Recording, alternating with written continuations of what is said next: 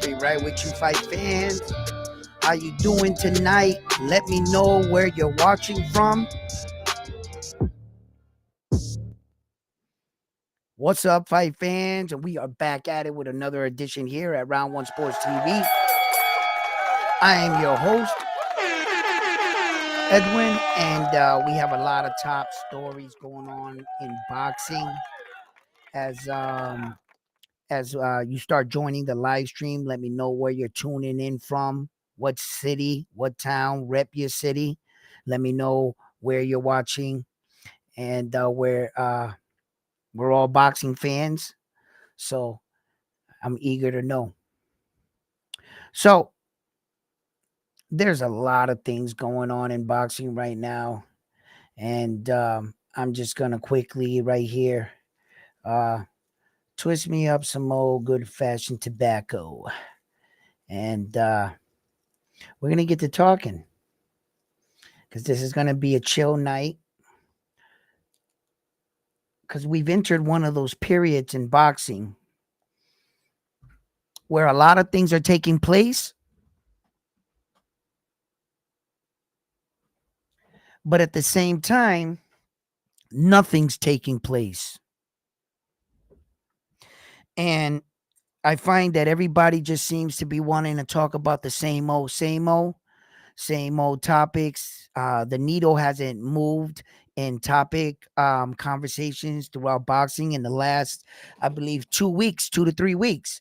It's kind of been like Tank Davis, Shakur Stevenson, and this thing about boxing and whether or not we feel that a lot of people are avoiding certain people in boxing. Let me throw up your chat messages up here because I couldn't see them. Hey, Smoothie, how you doing? In the building. Hey, what's up? How you been? Yo, so it's like we have some other big matches. Golden Boy Promotion is throwing a Latin night out in Saudi out there, and that's going to be on November 16th. There's going to be a lot of big fights on that card, and we're going to be breaking down some of that card. There's a lot of good fighters. Actually, one of the fights on that card that I actually want to see, I just think it's going to be a pretty good fight. It's actually going to be like Oscar Duarte against Smith. I like that fight right there. We'll break down all of that, like I said, we'll get to that card and we're going to talk about it. Some of the top stories right now going on in boxing, Tank Davis, he's headlining all top stories right now, and who exactly they wanted him to fight, who he is fighting Lamont Roach, why a lot of people feel that this is not a good fight, which I don't understand why. By the activity alone, just Tank Davis coming back to the sport, I don't care really who he fights, all right? And we're going to get to that. I'm going to break all that down from you. This just might be a video you might want to share with your friends, because this is going to be a video that's going to answer a lot of questions. I'm going to answer a few of your questions. And you might be like, yo, check this out, right? One of the things in boxing where we're witnessing with our own eyes with Tank Davis is the inability to get everybody in the ring, the right people. And when everybody just has this narrative, it just seems like in order to start a conversation today in boxing, you start it with, I want to see the best fighting the best. It's typically what a person says to show you that they want to see big fights, that they know what they're talking about boxing. Okay. What happens in this scenario, the problem is you actually, in reality, don't have that many best fighters in the world. That's what separates Tank Davis from everybody else at the 135-pound weight division. Why? Because he's better than everybody else. So when you say, I want to see him fight the best, oh, I'm mad about this, blah, blah, blah. Okay. How about this? Why don't we play a little game? And let's see if your narrative of the best fighting the best holds up. Let's suppose, hypothetically, we back up Tank Davis a little bit in his career. Little about 4 fights back. 4 fights back, I would have given you Ryan Garcia, Lomachenko, and Shakur Stevenson. Had Tank Davis fought those guys back then, who would be left? I'll wait. Where's your best after the best after your best? There's only few best. And you're supposed to build that fight up with fillers and in between and pretty good fighters and surprise fights. Then you build up your mega fight, because it's typically only like sometimes you and that one other guy. There's no real, in reality, best fighting the best fighting the best in a division. Where are you going to get all these guys from in every weight division? Where are you going to get the best fighting the best at 140, 147, 154, 135, 130? You're soon going to run out of guys. These boxing guys, they know this. They do a juggling act. And here we got Lamont Roach with Tank Davis. I know that about boxing. If you give us everything, because you see, the fan doesn't always truly know exactly what they want. And the fan goes, no, I know exactly what I want. I want to see him fighting that. You know what's going to happen? If you let him pick it, it's just going to be one fight after the other. And then all of a sudden, it's going to go, wait a minute. We don't got nobody else. Wait a minute. Who else is on the level? He already beat all those guys. That's the same thing and the same problem Naoya Inoue is having right now. You know what he did? He kicked open the front door at 122 and beat all the top guys right away. Now what's happening? Where's the best fighting the best fighting the best? You're not going to have no more guys. You maybe have 3 guys, tops, if you're lucky. If you're lucky. Not every division is going to have that shit. How about at 160? I'll wait. Somebody show me a list of best of the best of the best at 160. Middleweight. You're not going to find you're not going to get 3 guys in a row. Plus you need the 4th, the guy that's standing on the other side. You're not going to get it. You're only going to get, that's why, truthfully, in like a division, if you get 2 guys that are remotely on your level, that are threatening you as a fighter, then those are your 2 guys. In between those 2 guys, you got to make sure those are 2 mega fights. And in between, you get fill-in fights where you're supposed to knock those guys out. Right? If you put Jaron Boots Ennis against Brian Norman Jr. tomorrow, right? Then what is Jaron Boots Ennis going to do after that? You really think Mario Barrios is going to fight him after that ass whooping he witnesses he puts on Brian Norman Jr.? And Mario Barrio is not the best of the best. He's good, he's great, but he's never been considered that. So where is Jaron Boots Ennis go after him? Where is this list of guys that they're like, I want the best after the best at the... Not unless you're playing hopscotch. Some mythological Superman freaking shit. Where that this guy is jumping through every weight division and fighting all the best guys in every weight division. Superman shit. Incredible stuff. The stuff that they had to lie about with Manny Pacquiao to make his Superman career, which was false. As we all know, that 8-pound weight division, all belts in 8 divisions, that's not true. I challenge you to go look it up. But he did do 6. And that's impressive enough, because 6 is pretty much leading the way. Right? So I see when they the fans want things and they ask things of these fighters. They're asking Naoya Inoue, yo, Manny Pacquiao came up from 108 and he became champion all the way at 154, right? And he has 8. And don't put that pressure on Naoya Inoue with that unicorn record that you made up. Don't do that. I hate when they challenge some real shit with some fake shit. That's like a dude walked up to me one time, and this really happened to me. He tried to tell me, he was like, yo, my chain's way better than yours. And I was like, yeah, but mine's real. Yours is fake. He did that to himself.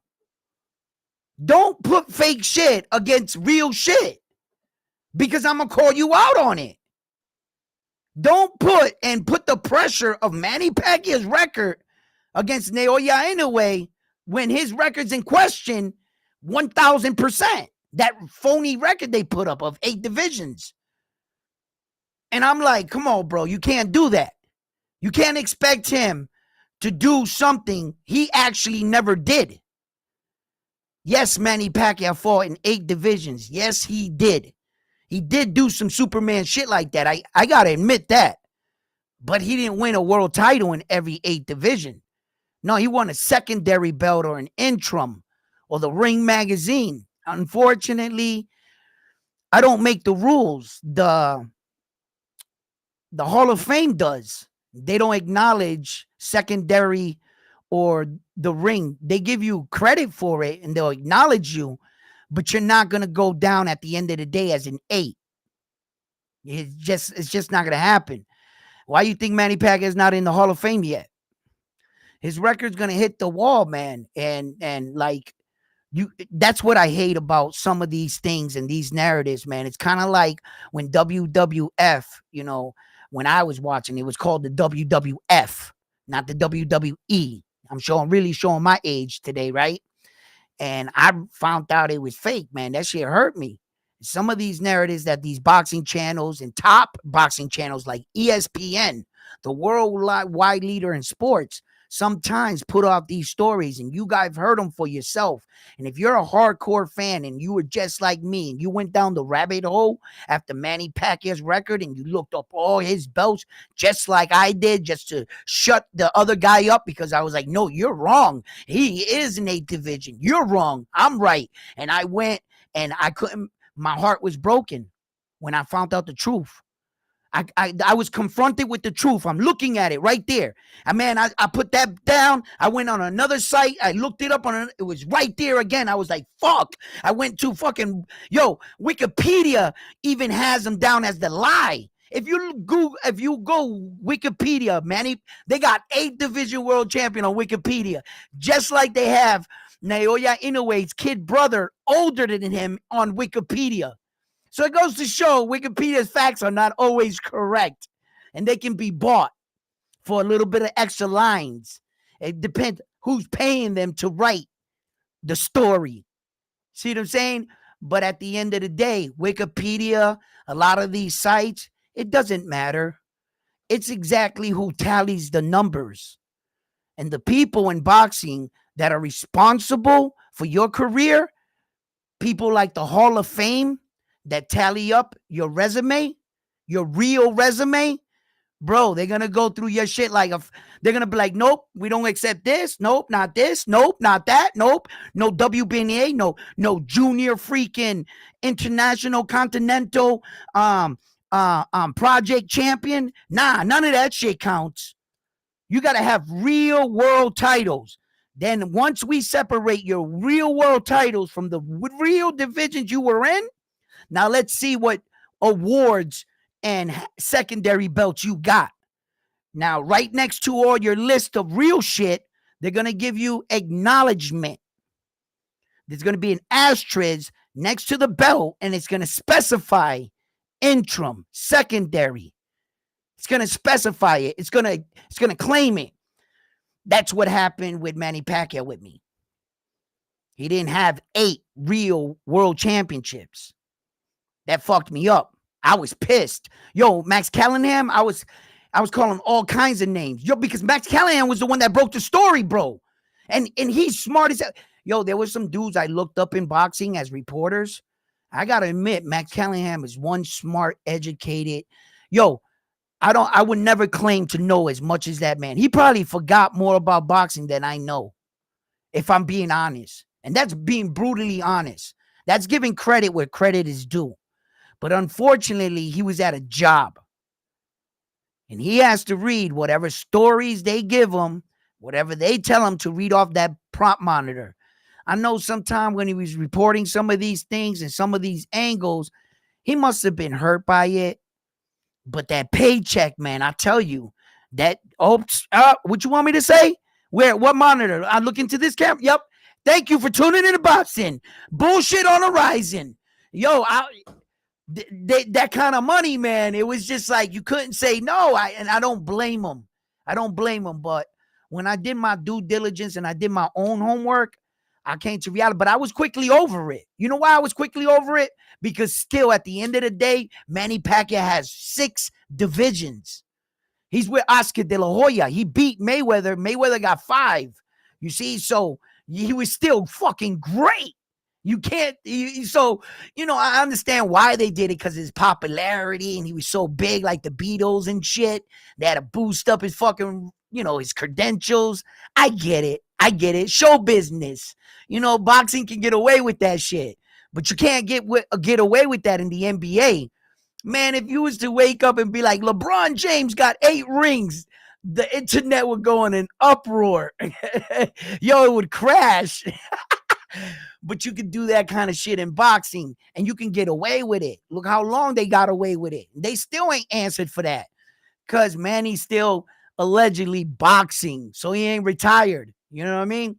But so the reason why I say a lot of these things and a lot of these scenarios is kind of to show you the reason why some of these fights don't occur. Look at William Cepeda.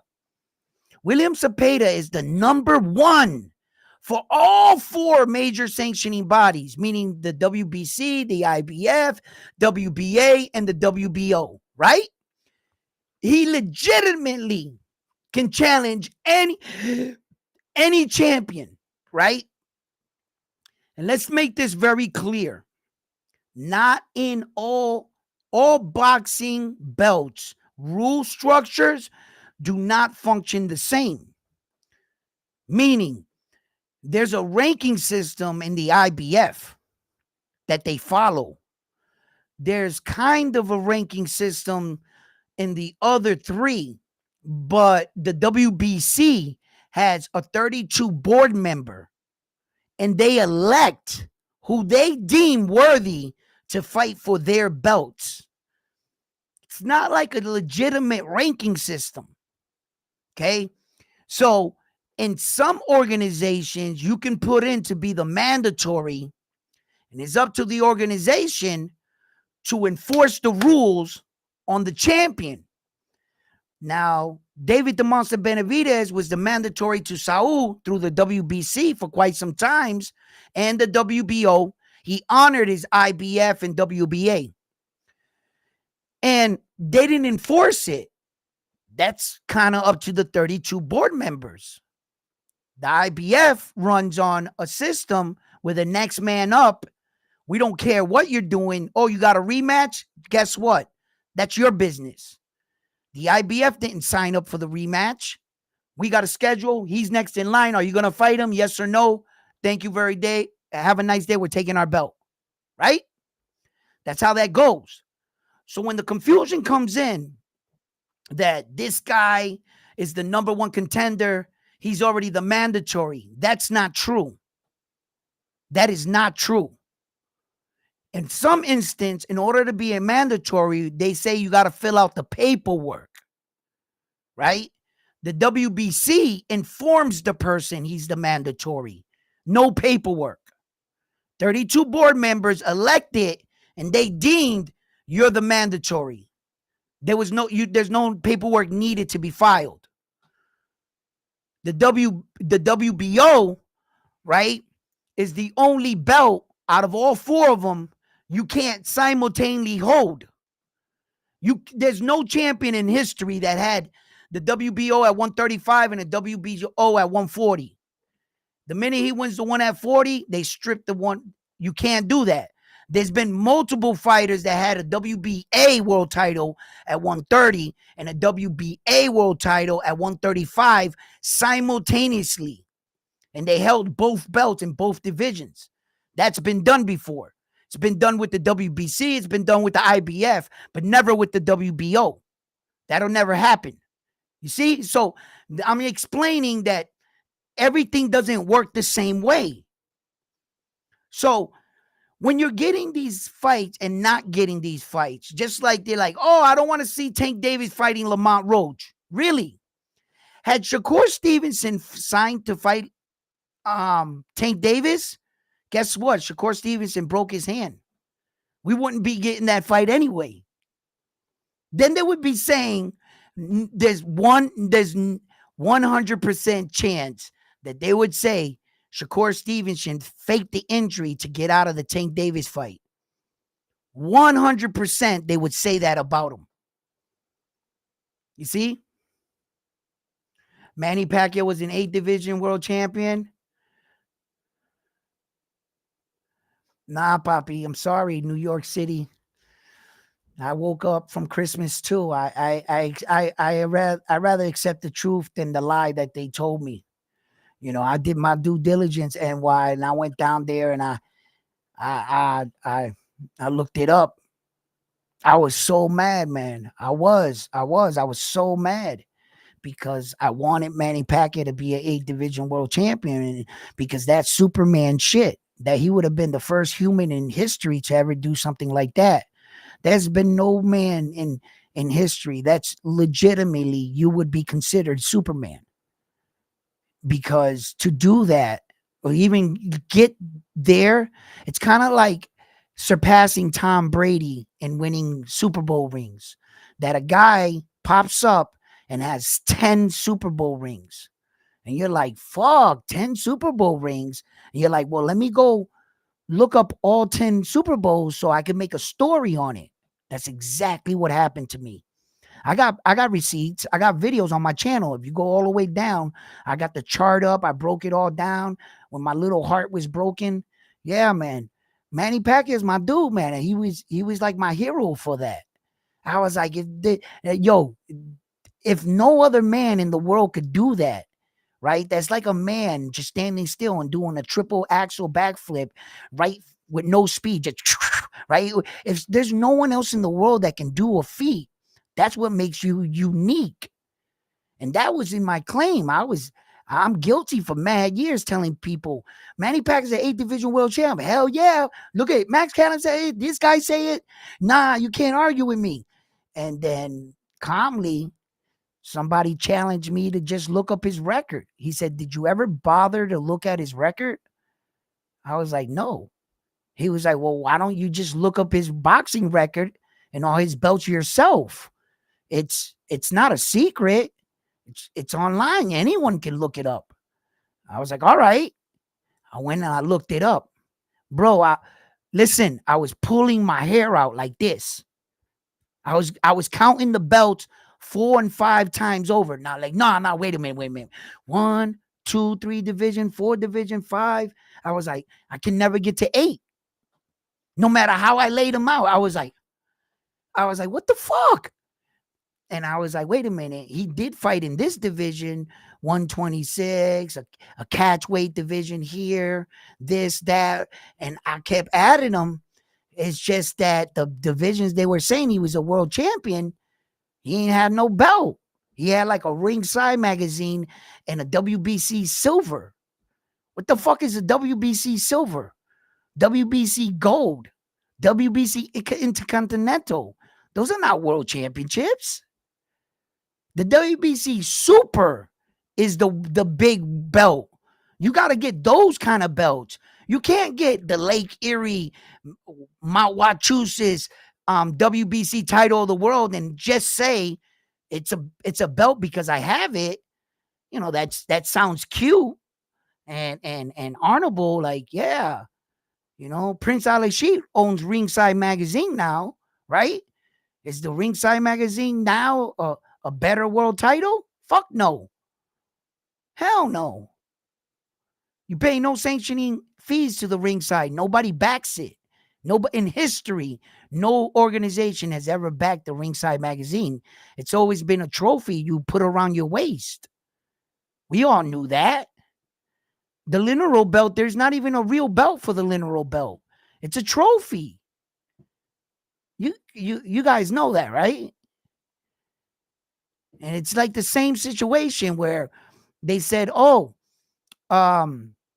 Tank Davis was the champion at 135, but at once upon a time, Devin Haney had all 4 belts. How could Tank Davis ever have been a champion at 135? Not until he left, vacated the belt, and he fought for the interim belt again. He fought with the interim belt against Frank the Ghost Martin to upgrade, to make it complete, because he didn't accept the email belt they sent him, Tank Davis. See? So Tank Davis was never the champion at 135 because Devin Haney had all 4 belts. Are we in agreement? That's the kind of situation Manny Pacquiao was in those 8 divisions. He got a belt, but they were the real champion in the division. He just didn't beat him. He didn't beat the real champion. He didn't beat any of them. And in that one division that's in question, actually the 2. Yeah, because his 6 divisions stands up. I did that myself. I counted that myself. I looked the belts up, dates and times. He's got 6. That's fucking remarkable. 6? There's not a lot of people in the room. Oscar De La Hoya got 6. Floyd got 5. Inoue got 4. Terrence Crawford got 4. People like that. You know, people like that. Saul Canelo Alvarez, I think, got 4. There's not a lot of people past 6. I think there's some old legends. I remember. I think there's like 1 or 2 with Oscar that was in the room. And Manny Pacquiao might have been one of them. I can't remember what the names were. But still, nevertheless, no one can touch him at 6. With the truth. So I was like, you know what? Fuck it. I was like, whether you believe it or not, 8, 6, oh well. He's still the best. Motherfuckers can't touch him. They can't. Who's doing 6 nowadays? Look at Terrence Crawford, the greatest fighter in the world, allegedly. Naoya Inoue, allegedly, and they got 4. They can't even come next to 6. So it's not an easy thing to do. So he's still rocking at 6. So I really was just like, but I was hurt by it. I got to admit. That's why I have this boxing channel, because I'm not going to lie to you guys, and you guys can come here. You might hear something and be like, this guy's crazy, but I challenge you to prove me wrong. I challenge you to prove me wrong. Just do your own homework. I'm going to let you know, though, when you go down that rabbit hole and you smacked in the face with the truth, you're going to be left with one question. You're going to be left with one question, right? Once you see the truth about anything in life, at that point, it's up to you as a man or a woman to decide, am I going to go with the truth or am I going to stay with the lie because I like how the lie sounds? And we're going to bury the truth. There have been countless of men that believe like that once they're confronted with the truth, they can't accept it. They can't accept it. And no matter how, it's right there in front of you. Black and white, can't be refutable. Somehow in their head, they're still not, they're going to go along with the lie. And that's where you're going to be at. So I'm just going to let you know, spoiler alert, you're going to go down this rabbit hole if you choose to, right? If you want to be that kid or you want to live in the lie, don't go down the rabbit hole. But if you're like me, and you want to find out the truth, I encourage you to go. Because that's something people should know. And it would definitely open your eyes to some of the things they do in boxing. 100%. If you're not scared and you want to be told the truth, well, then I encourage you to go down that rabbit hole. Look it up yourself. Count it. If you don't want to look it up, I got a video for you. There's nothing to hide. None to hide. He can't hide it from it. But as soon as Manny Pacquiao has like 5 years, I would say, retired, and he's not active, they're gonna probably induct him to the Hall of Fame. I believe he'll make it. Some people question if he's gonna make it into the Hall of Fame. And I found that ridiculous. I was like, how the fuck are you gonna fucking say Manny Pacquiao is not gonna make it to the Hall of Fame? That's fucking ridiculous. Now that's a dumbass statement to say, right?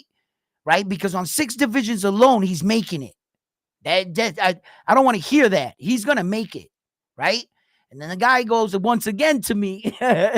Once again, he looked at me and he said, "Why don't you look up his record?" I said, "I did look up his record, his belts." He says, "Nah, his boxing record. Look up his boxing record." I'm looking at this motherfucker. I'm like, "There's no way, right? There's no way you're gonna get me on this one, right? That's fucking Manny Pacquiao, baby, right?" I go, all right, I'll do it. He says, "What do you see?" I'm like, "Whole bunch of fights, a whole bunch of kicking ass. That's what I see, right?" He's like, "Yeah, read the names." I'm like, "Word. Tim Bradley, Tim Bradley, Tim Bradley. Fuck. That's 3 times. Marquez, Marquez, Marquez. Fuck. That's, yo, he has a recurring theme of fighting the same guy 3, 4 times. He was a repeating fighter. He's got a lot of fights, but he kept fighting the same guys over and over and over. That's what he kept doing. Then he has like a couple fights, a lot of fights, a lot of fights that he didn't. But this is going to become a recurring theme. I dare you. Go look up his record, right? And I'm like, oh shit. Yo, it's more than like 10 fighters. That's a bulk of his career. That's a huge bulk of the amount of guys you fought. It's like meaning, right?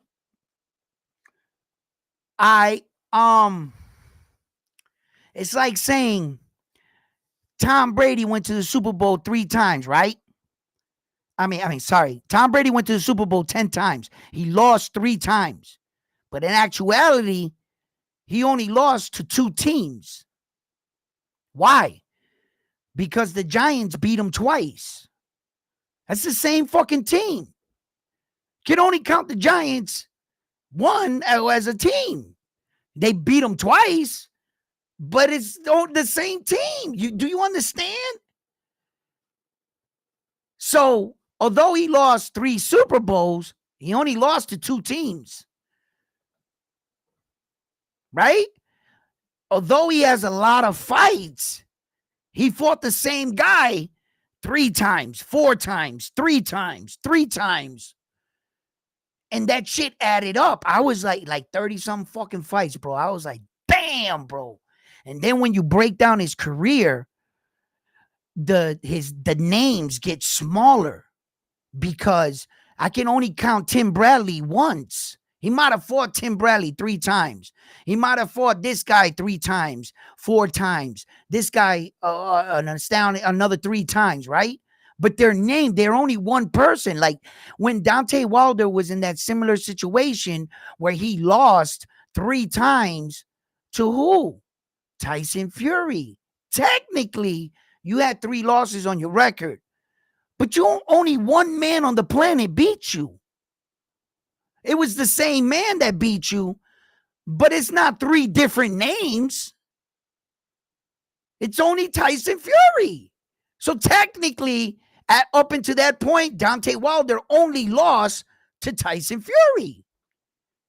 He beat him 3 times. Okay, but I can't. Hey, Tyson Fury.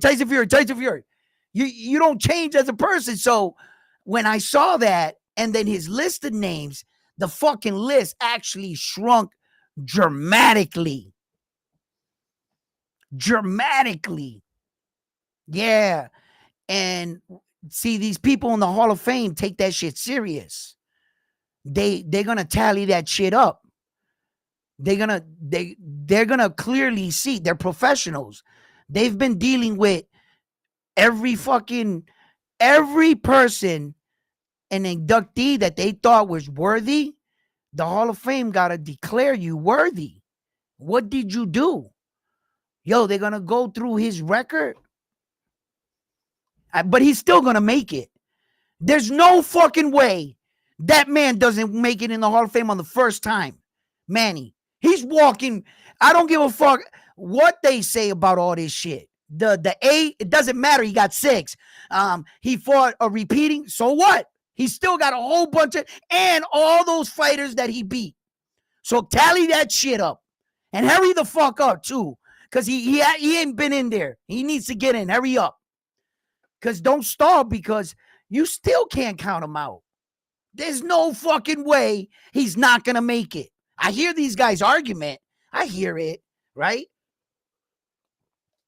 And I'm just giving you what was reported to me, what was said. You know what I'm saying? But I'm just telling you all this shit too, so that you're not shocked like me. But I don't give a fuck. I don't care. There's people in the Hall of Fame with less than what Manny's done. Way less. So he's getting in.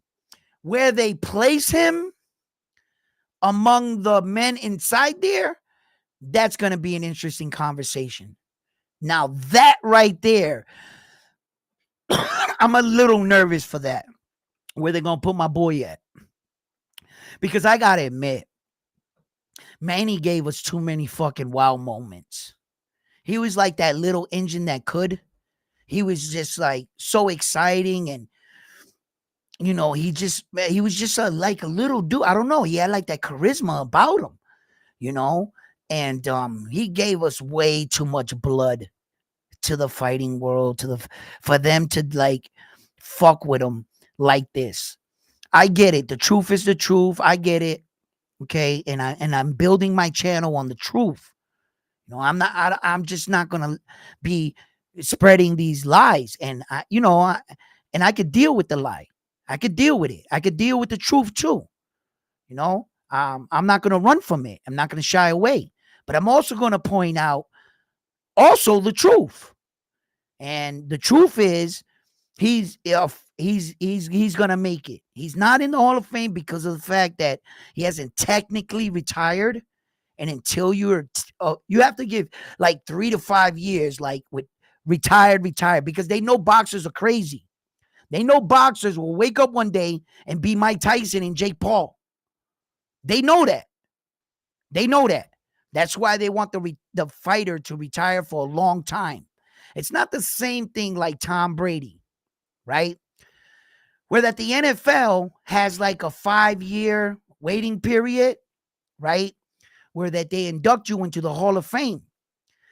There's nothing to think about when it comes to Tom Brady, and I think he should be the first NFL player that they should waive that bullshit 5-year period. They actually should just waive it by, because there's legitimately nothing to talk about.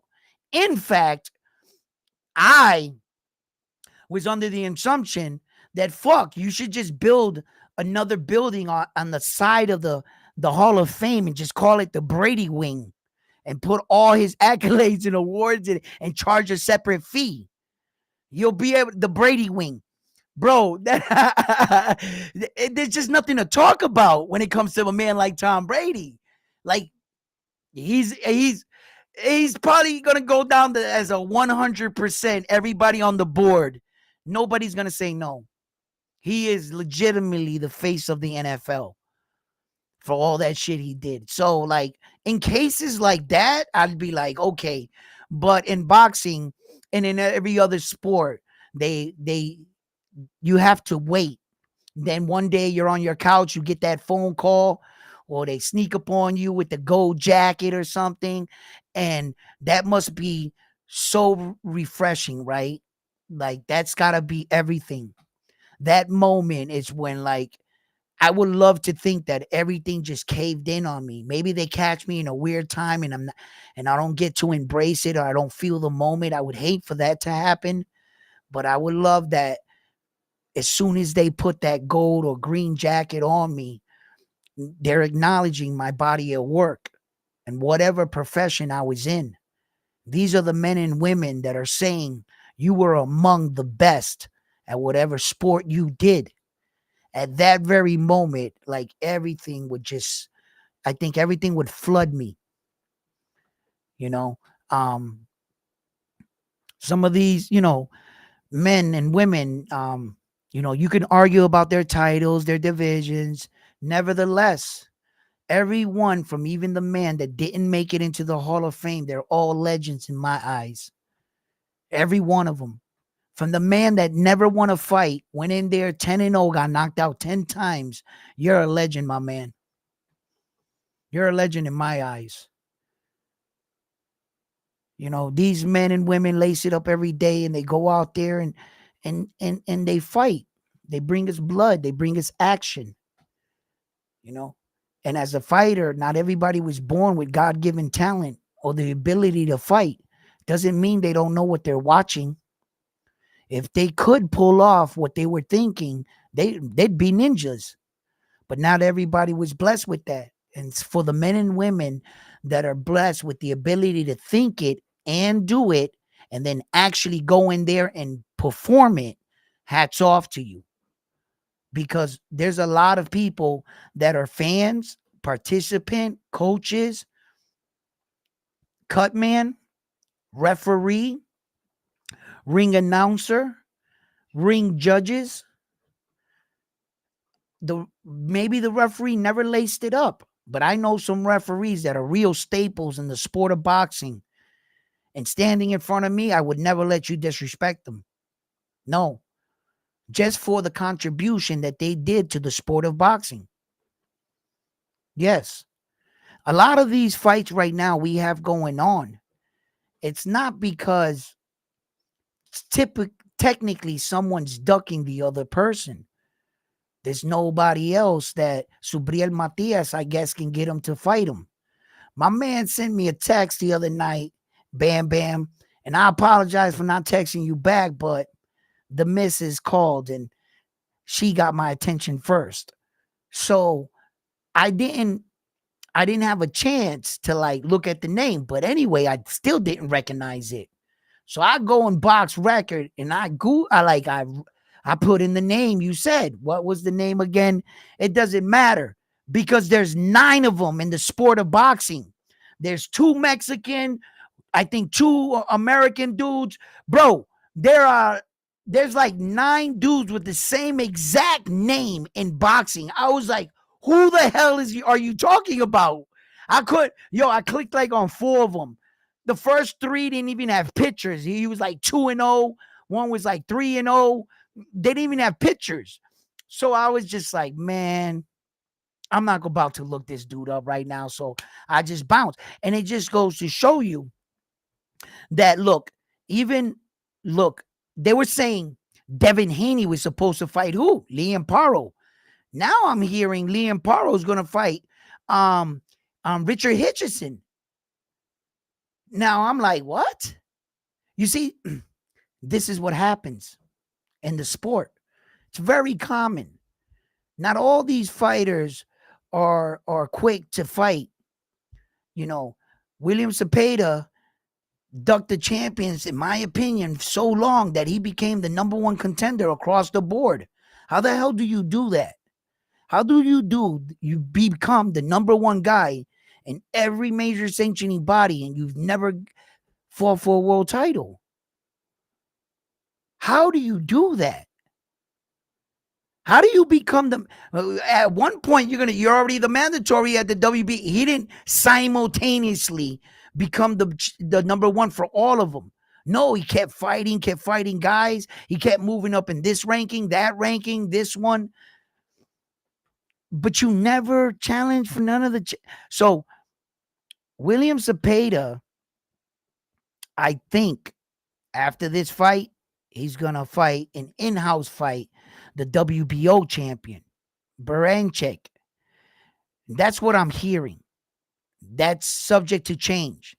Another fight that I'm hearing about for January, right? It's gonna be David Morale against David the Monster Benavidez, and they want to fight up there. Now, people were also saying that David the Monster Benavidez has got this thing going on with Tank, and he'll probably be co-featuring under his undercard again, which goes to show you there was a guy that sent a comment to me in one of my videos that I posted. I made a short of it, and I said that look at these other fake narratives that they're putting out in the sport boxing, that belts don't matter.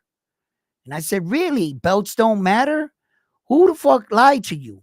And who's saying this? What, Ryan Garcia, Tank Davis, Keyshawn Davis? Are you going by what they said? Because none of them dudes knew what the fuck they were talking about. And one by one, all their tunes change to what? Belts do matter. Then the guy says, I said to him, just name me one fighter that ever fought a fight that capitalized upwards to the millions, and him and his partner made millions of dollars with no belts, right? And he said Ryan Garcia versus Tank Davis. And I was like, that's bullshit. And he's probably thinking, why? There was no belt on the line in that fight. I says, no. Tank Davis built his success off that interim title he had the entire time. Every time Tank Davis walked in the ring, what'd you see? You saw that belt around his waist. That's when Tank Davis started making money. Ryan Garcia, the fight previous to the Tank Davis fight, he didn't sell out. They had to section off a part of the fight. Remember? Oscar De La Hoya turned the tickets to $25. They were literally outside selling tickets, giving them away to pack the place when Ryan Garcia was starting to go in the ring. They just basically opened the door and said it was free. So how is Ryan Garcia making all this money if the fight before Tank Davis bombed? They didn't sell out. So where are these millions? And then the fight he fought with Tank Davis is because you got a mega superstar like Tank that's been advertised as a champion. So that scenario doesn't count. If belts don't matter, that means you needed to come up your entire career without a title. And you had to be the main event. And you are the one, the A side, with no belt. Because according to you, belts don't matter. So how the fuck, name me this, where is this fantasy dude that's making all this money if there's only like 5 guys actually in boxing that are making upwards of the millions? As you can see, when they exposed Brian Norman Jr., just before he won that fight with the belt, his last fight, what did Brian Norman Jr. fight for? $100,000. What is he asking when he got the belt? 1.7. And with a belt. Where is Brian Norman Jr. going to ask for 1.7 without that belt? Belts don't matter. Bro, these fucking narratives, bro. And yo, hit the like button. Okay, let's smash this like button, bro. Because I'm waking some of y'all up for the first time right now. With true facts. That's a lie, bro. No one in the history of boxing did what they're saying. Where is he? And I said, at some point, yeah, you could put together a fight with 2 guys that don't got a belt, but the moral to their careers that they had world titles. They were established. They did some shit. So they're off the table. The minute you win a belt and you did some shit, you built a name, you don't qualify for this conversation. What you got to do in order to say belts don't matter is absolutely had no world title and prove to the world you can make all this money with absolutely no world title. Who's going to support you? And you're going to look at what boxing promoter and say, I want $33 million. I want to be paid like Gervonta Tank Davis. I have absolutely no belt. That's absurd. That's absurd. No one has ever done that. And Ryan Garcia's biggest payday that he had against Devin Haney, that was advertised for a world title until he missed the weight for 3 pounds. Everyone was already in Vegas. You were already wherever that fight was. I mean, in New York City. I'm sorry. In New York City. Everybody was already there. Everybody already bought plane tickets, hotels. You're not going to walk out on the fight and all the millions of dollars that is on the table, right? When the fight was announced, what was it for? It was for Devin Haney's 140 WBC world title of the world, and it was Ryan Garcia's first world title fight. And that, in a coincidence, that was the first big money fight he ever had in his career. The fight that was announced as a world title fight. But yet he's doing this with no belt. Bro, we didn't know until fucking 10 hours ago the belt wasn't on the line. I already got my ticket. Yeah, I'm going to watch the fight. It was advertised as a title fight. Fuck out of here with these narratives, man. These lies. Just blatant lies. Blatant lies.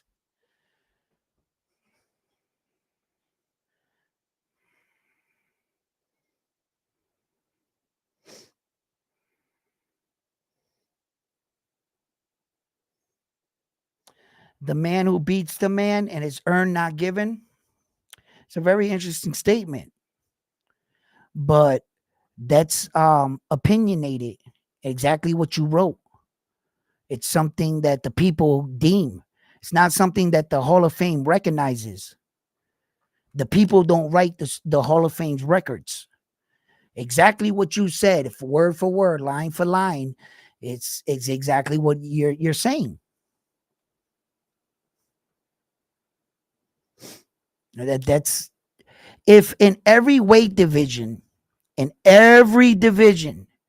isn't that belt in every weight division, then every man doesn't stand to win it. That's not fair.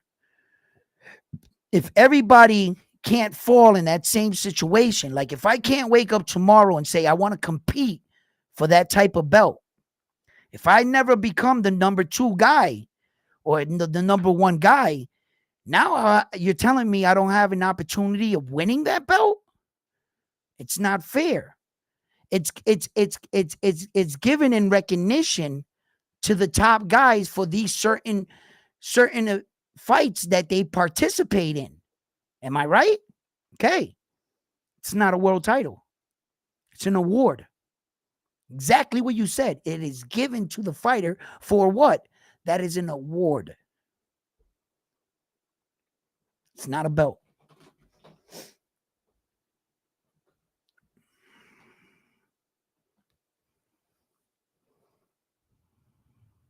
What's up?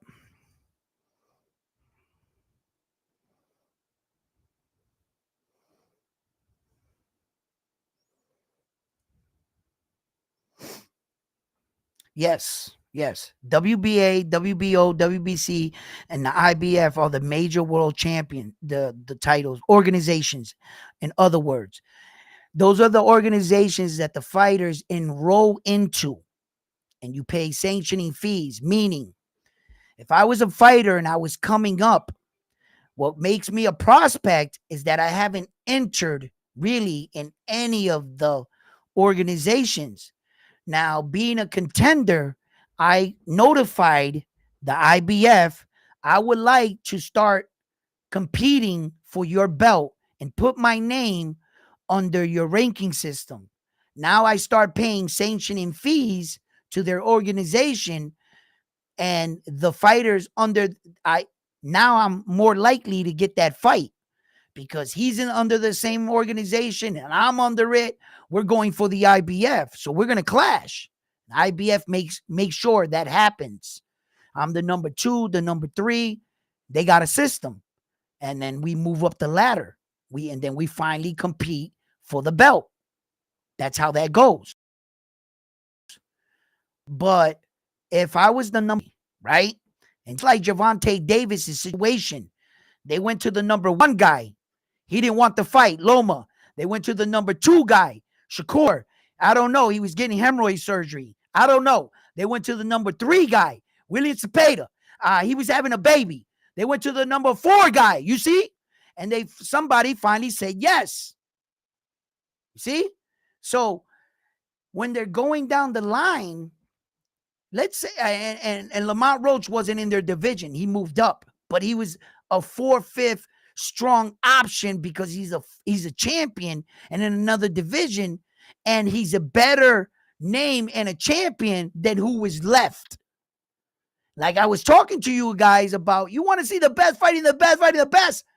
Bro, I didn't get out of the top 3 guys, and there was no more best of the best of the best. If you get all those fights and you knock them out the freaking way, you're not going to have anybody else.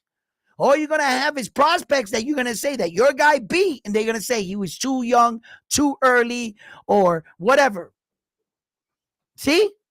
So what happens is, to your description, to your literal belt or ringside belt, is that if I was the number 5 guy and they went down the list and no one took the fight and I was the 5th guy and I got a shot at my title and I won the world title, but wait a minute, now I'm a champion and I never got an opportunity to fight for the Ringside magazine. Why? Because I had to make myself the number 2 contender and I had to fight the number 1 contender in order to be deemed worthy of that said belt. So I skipped by the Ringside magazine, and because of the fact that now I'm a champion, I don't qualify to win it? Bullshit. There's been thousands and hundreds of champions that already had the belts and were honored with the Ringside magazine belt. But wait a minute. I thought you said that the rules specify that the only way you could win that is when the number 1 fought the number 2. So how the fuck did Teofimo Lopez get the Ringside magazine? How did Naoya Inoue get the Ringside magazine? How did Canelo get the Ringside magazine? Now that's a popularity contest. And they're just putting their belt around the biggest stars in boxing. And you see the fucking Rocky belt, red, white, and blue. And what do you see? But you never question how he actually got it. You just assume, well, that's what the rules are. But everybody can't stand to win it. That ain't no real world title, man. When you make a real world title, everybody has to have the same opportunities at that belt. We have to be in the same weighting system, the same weight. It can't be no number game. I might not never make the number 2. I might pass right by it. You can't use that as a world title, man. It looked good. It been around. Yo, it's prestigious as fuck, bro. That Ringside got history. That is a prestigious award. That Ringside magazine belt, bro, is that prestigious. That's been around so long. And in some people's eyes, that belt is fucking better than any of these other belts because of the men that wore it. And I repeat this. In the beginning, the only thing that makes these belts prestigious are the men and women that wear them. What do you see? All WBC world titles, right? They were good to him. The WBC, when Floyd Mayweather was coming up, that they wanted to make sure that was the only belt he had. Because when he put it on, the WBC was like this. What IBF? What WBA? What WBO? What you saying? Your champion's better than ours? I don't think so. And WBC was pounding HS, and he made them a lot of money because he built that belt.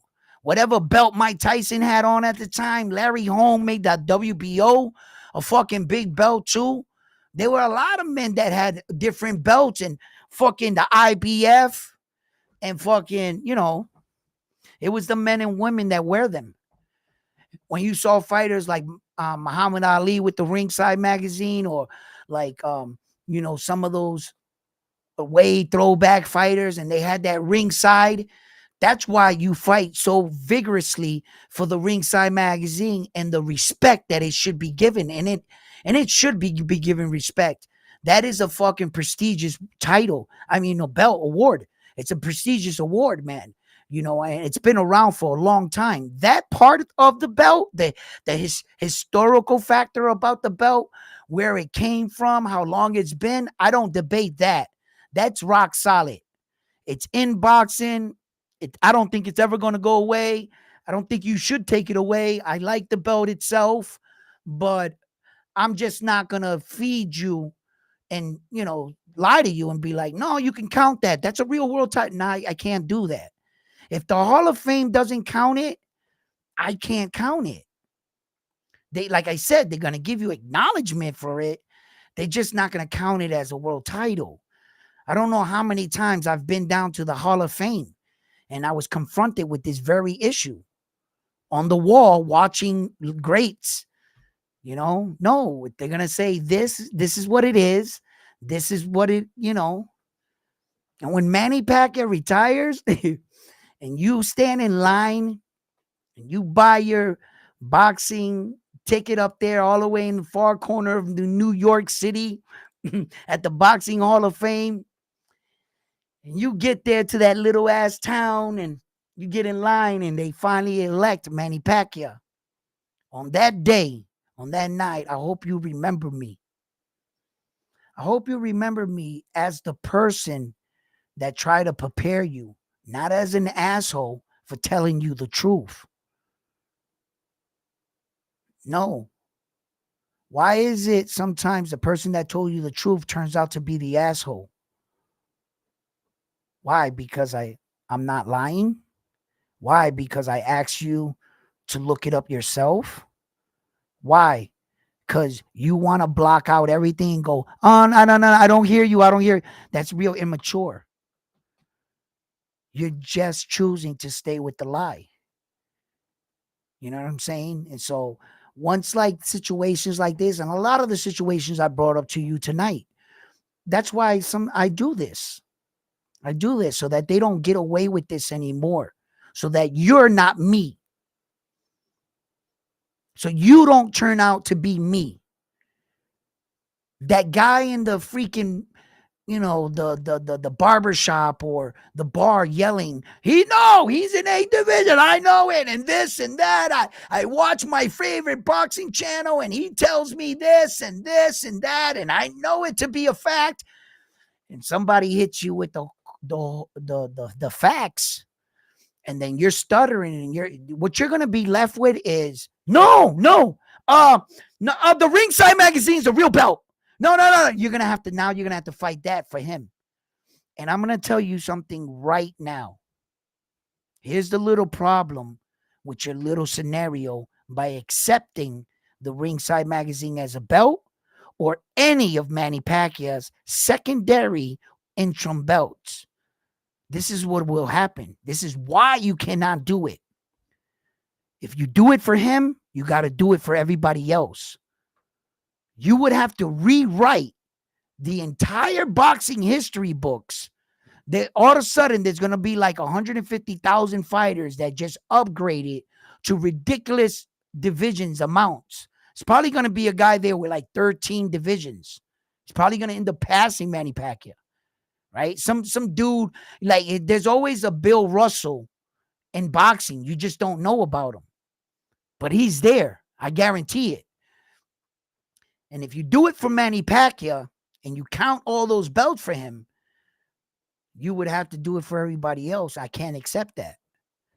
You would be willing to fuck everything up for one guy rather than face with the truth? Really? It's that serious to you? When I explain to you, no matter what they lied about the man, it doesn't matter. Well, it does. It does, because it takes away a big thing, but it still doesn't take away from his greatness. I don't think so. Yeah, he fought all these guys repeatedly. Yeah, but he did fight them. And then he beat him. And those guys were world champions. And the fucked up thing is like what ended up happening, like when I started doing the math, that I really was hurt by that too, right? Because what happens is, let's say, I don't know, Marquez, right? Or Margarito, or I don't know, Tim Bradley, whatever, right? They were all world champions, right? And you know how when I say Naoya Inoue fought 15 world champions and he knocked out 13 of them, those are 15 separate names, separate people.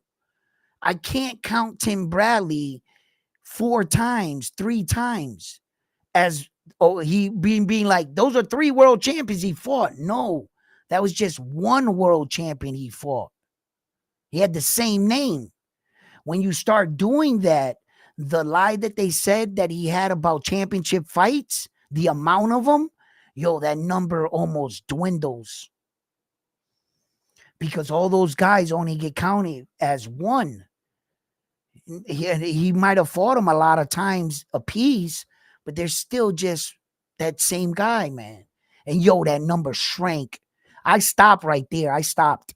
I was so fucking mad the way they did him like this, bro.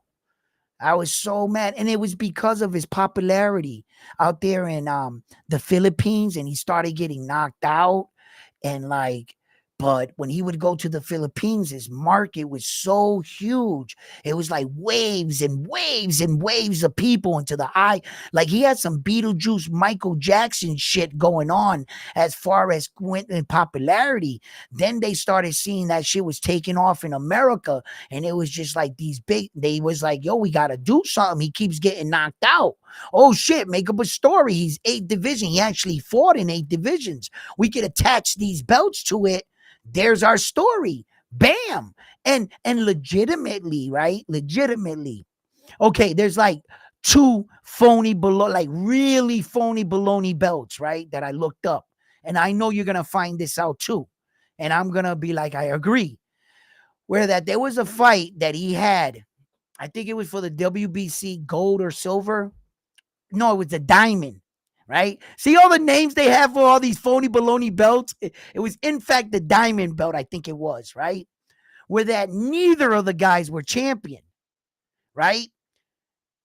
He wasn't, Manny Pacquiao wasn't the champion, and the other guy they brought up from a weight division. So they didn't have no belt for the fight on that night. They legitimately came up with the WBC diamond belt on that night. It was like birthed right then and there. It wasn't in the division. No one else had it. Like moments like that. And I was like, bro, you can't count that. That's not right. And yeah, you're gonna find 2 of those belts in there. I know you are. If you actually I do what I asked, is because you're like, yo, I'm gonna shut this dude up. Round One Sports Talk. He's talking crazy. I'm just letting you know, Papa. When you do, man, you know what I'm saying? I'm not. I'm the I told you so guy. No, welcome, welcome, welcome to the show is what I would say. Welcome to being awoken and to all these things. And there's many more of these stories and many more of these situations that occur in front of us all the fucking time. You know, Edgar Berlanga did not deserve that fight against. And then all of a sudden he got a mysterious ranking and he was just up there so fast. And I was like, where the fuck did this come from? When they want to make something happen, they'll make it happen. But the problem with boxing is it does not run on a schedule. It doesn't have the difference between every other sport in the world. They have schedules, like the Lakers will play the Magics on whatever date. You can guarantee when you look at that schedule at the beginning of the year that on that day and time, they're going to play. Boxing doesn't run on a schedule. It runs on 2 people that have the options to say no. Even though you got a belt, I might got a belt. You want to pay me all this money, I can still say no. Where does that leave you? Where does that leave you with all your fans criticizing you because you're not fighting me? I walk away, and then the next best thing also says no. Where does that leave you? With Lamont Roach. That's where it leaves you. And then who gets all the criticism? You see? But I'm here to tell you anyway. You might be pissed at some of these fights that you're not getting, or you should get, or you want to get, right? By Saul Canelo Alvarez not fighting David the Monster Benavidez. It has brought him to this interesting point where that now he's rumored to fight David Morrell, which I like that fight right there. I like that fight, right?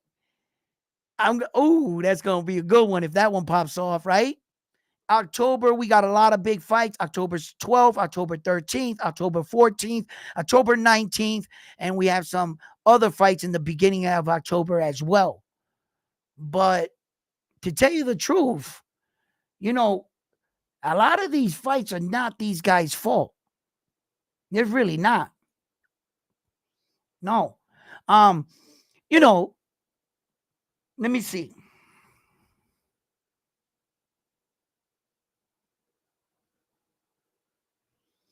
At 135, I'm trying to think of all the top fighters right now off the top of my head, right? All right. Obviously, arguably, two of the top fighters is Shakur Stevenson, Tank Davis. Whether you believe Shakur's better, Tank's better, I don't care. I don't have a horse in the race. I'm just telling you, right? Who else is left in the division, right? You got Lomachenko, you got Cepeda. Okay, so let's start at the top. I consider Tank Davis the top at 135. That's lightweight, right? 135. I consider Tank Davis the top. The next best fighter is Shakur Stevenson. I believe the next best fighter in there would probably be Loma. The next fighter after that would be Cepeda. And then you got to give the credit to the other WBO champion, Berekinchi, right? So you got to give him the credit as the champion, right? Muratila, Davis, Martin, Cruz.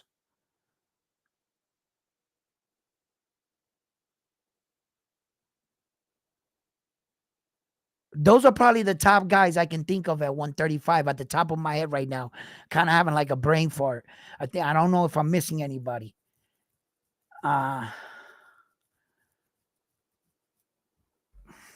anyway, my point was, if you have Tank Davis fight Shakur Stevenson and he gets that fight out the way, then he fights Loma. Who does he have left?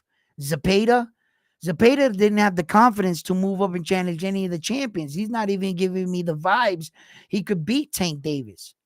What are you going to have? Berechek? He's not a lead fighter. Davis, he already beat Martin. He beat so there's two guys. So once you got the best fighting the best out of the way, you would have been left with this anyway. So let him break it up. It makes it better. Trust me, it does. Tank goes in there. The one thing about Tank, he be knocking mofos out. It's not like he's going 12 rounds with you, right? He's putting together some highlight reel knockouts.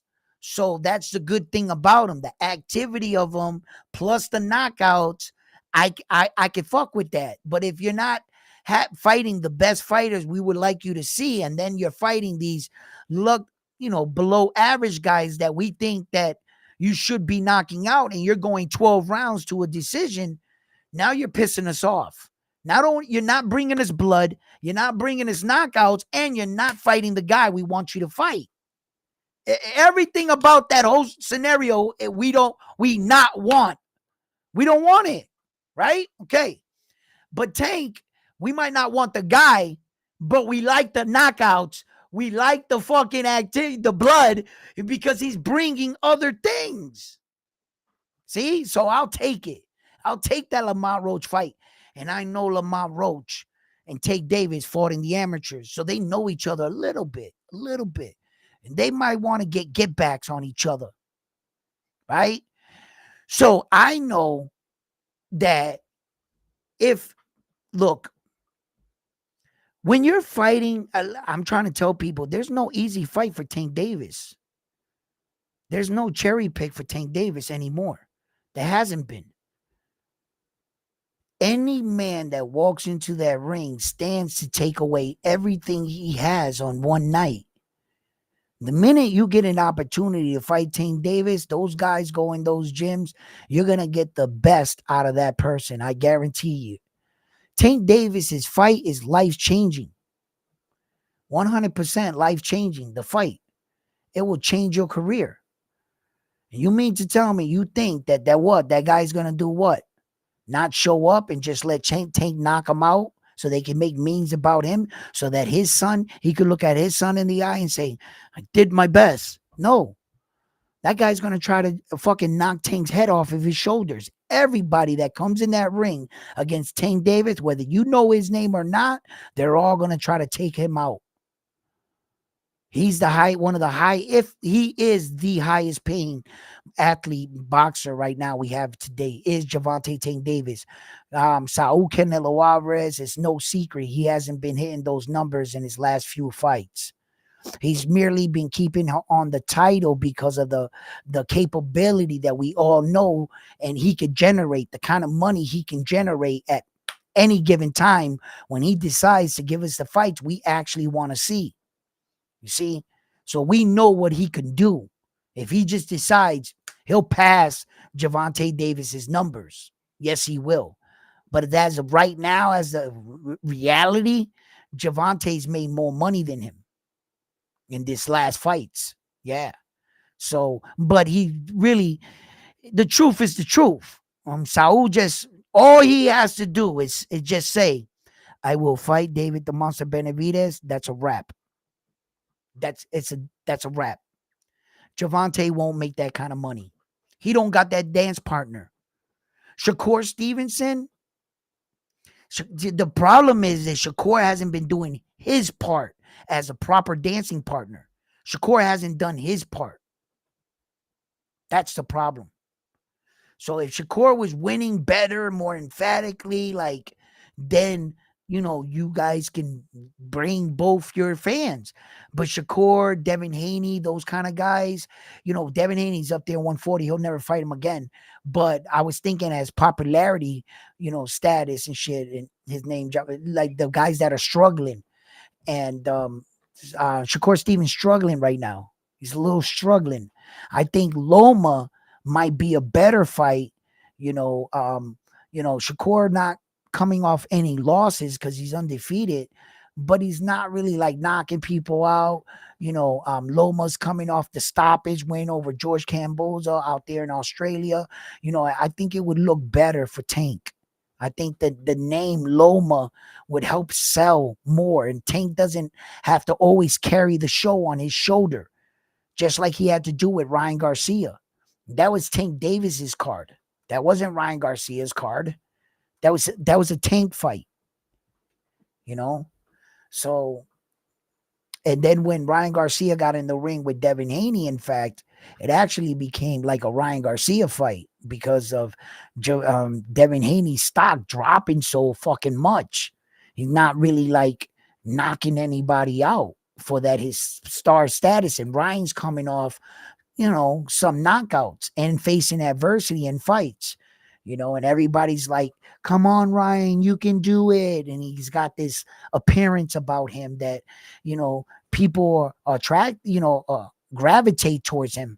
You know what I mean? So, he's kind of got like that it factor, but it really didn't start translating into ticket sales until he fought Tank Davis. That Tank helped him.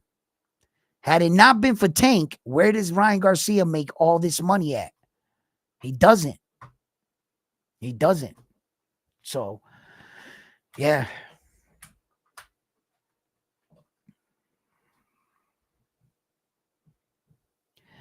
Tank is not a 3-division world champion. He's a 2-division world champion. Tank, the lie, you can actually see when they They crack on the lie with him. Okay. At 130 pounds, Tank Davis had 2 world titles, real world titles. He lost one on the scale because he missed weight, right? Okay. So, and then he moves up to 135. He gets the WBA World Championship, but as we all know, Loma had it. Loma had the WBA World Championship. Then he loses it to Tio, which lost it to George Camboza, et cetera, et cetera. And then he loses it to Devin Haney. So at once upon a time, Devin Haney had all 4 belts at 135. But wait a minute. Tank Davis got a belt at 135. What's that belt? The regular championship, the regular WBA. Regular is another word for saying secondary belt, interim. It's just another word. Okay. They can call it what they want. It still does not mean world title, world championship. And they use the world title to describe what Tank Davis had. When when Devin Haney gets in the ring, they say the unified, undisputed world champion. When Tank Davis gets in the ring, they said the 135 world title, not champion, world title. That's how they get you. And he got the belt on it, and it looks like, what do you see? He got a belt. He must be the champion. When he moved up to 140 to fight Mario Barrio, that was another secondary belt. He fought Mario Barrio at that time. I forget who was the real champion, but it wasn't Mario Barrio. It was someone else. Mario Barrio had the regular, right? So Tank Davis, all the way up until just he fought Frank the Ghost Martin, he only had one division. He was 29 years old with only one real weight division and two regular belts in 2 other divisions that he wasn't going to get credit for. So when they would announce Tank Davis, they would say, here's Tank Davis, the world title, the 3-division world title champion. That's what they would say. 3-division. They would actually announce him as a 3-division. These dirty motherfuckers, they don't got no problem doing this shit.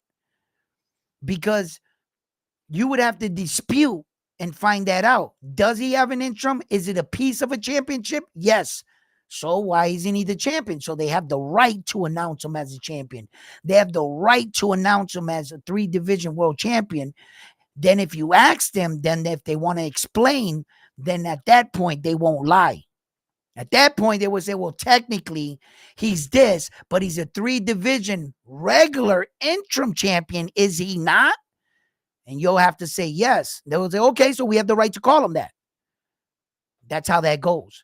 But in reality, you can actually go back to Tank Davis's highlights. I challenge you. Just before the Frank the Ghost Martin and Ryan Garcia fight, they announced him as a 3-division world champion. Did they not? Yes, they did. Yes, they did. When he beat Frank the Ghost Martin, what did they announce him as? A 2-division world champion. How the fuck did you just lose a division?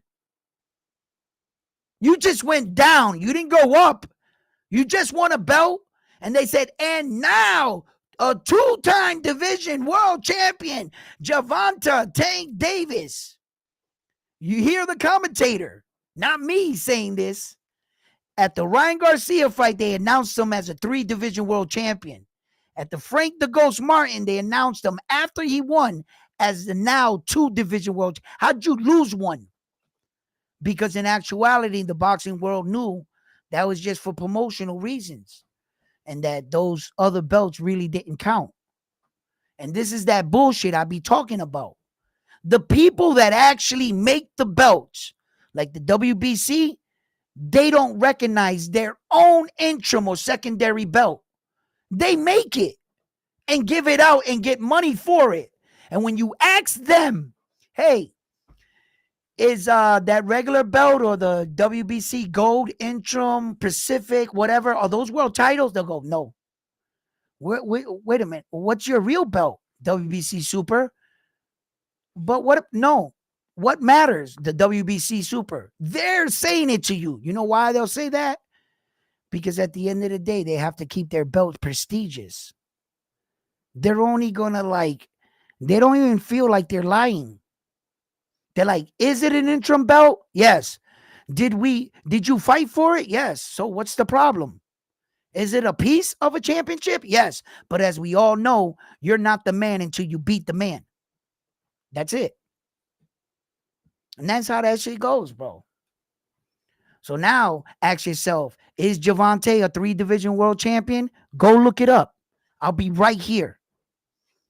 He's a 2-division world champion. The 135 don't have the super no more. With the super WBA? Yeah, because it's super WBA. They're starting cleaning it. Yeah, I know that.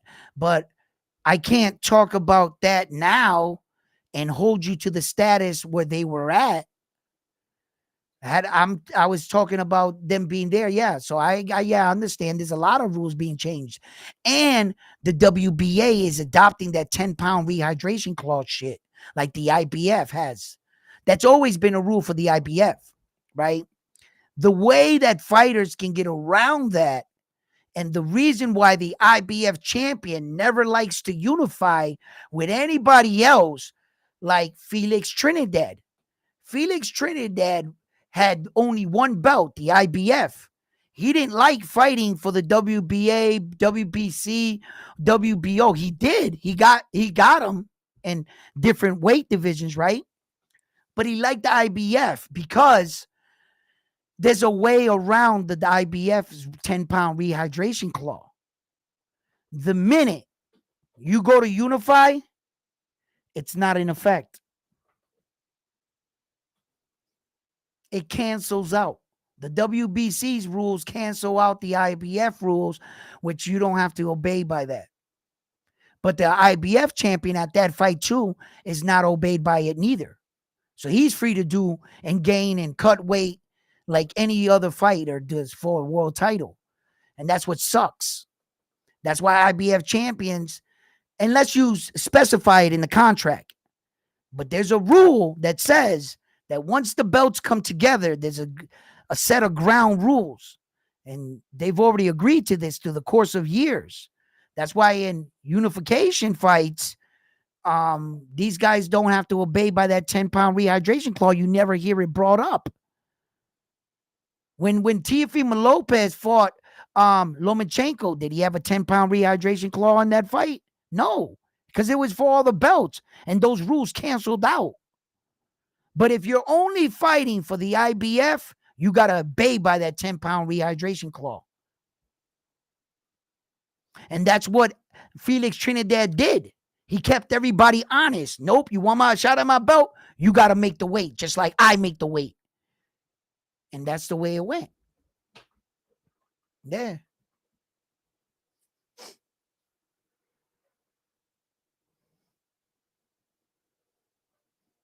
Who down? Notre Dame is down in the Notre Dame's belt. What? What's going on? Front line, what? Yo, front line. Breaking down the Notre Dame is what? Between me and man. Listen. The Notre Dame's World Championship is a prestigious world title that I own. Okay? Because the reigning champion, Lionheart, I held his little hand. I was like, Lionheart, I'm sorry you have to go. He was like, but Edwin, I want you to be the champion. I was like, I know. I'll wear the belt well. Listen, who am I to give up on? Those are his last words before he walked away, right? And he said he's going to return. So, email belt, champion, Notre Dame's belt. I'll accept it. Fuck it. You know what I'm saying? But I have to.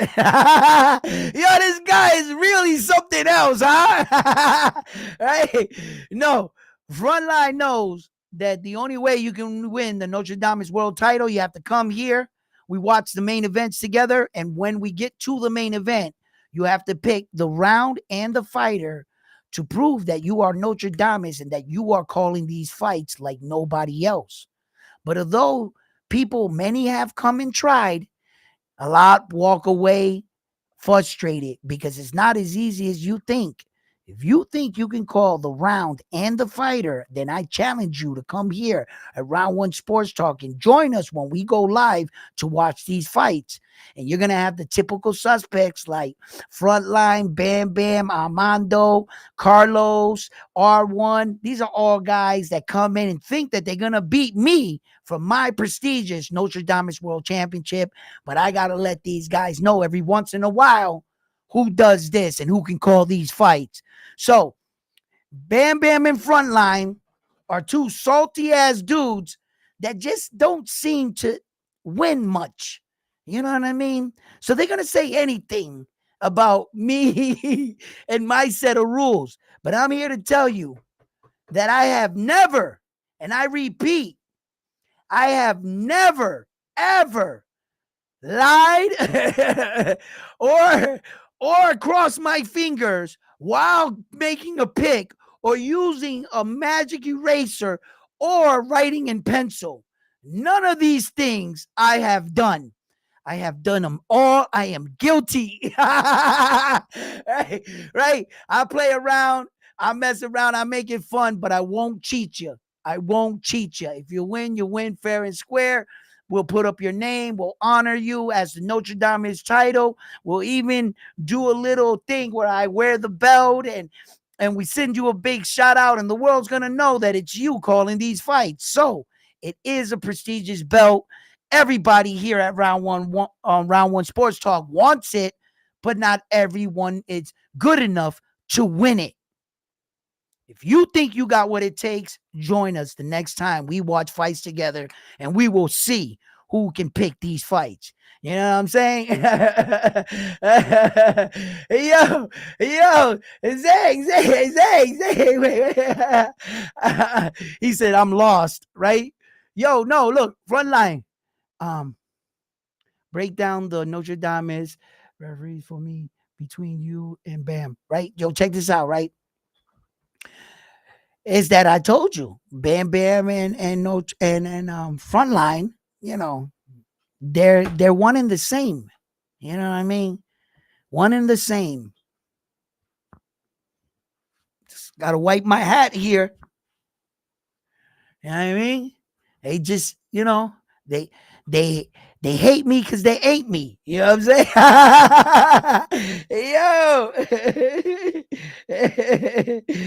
Yo. But we have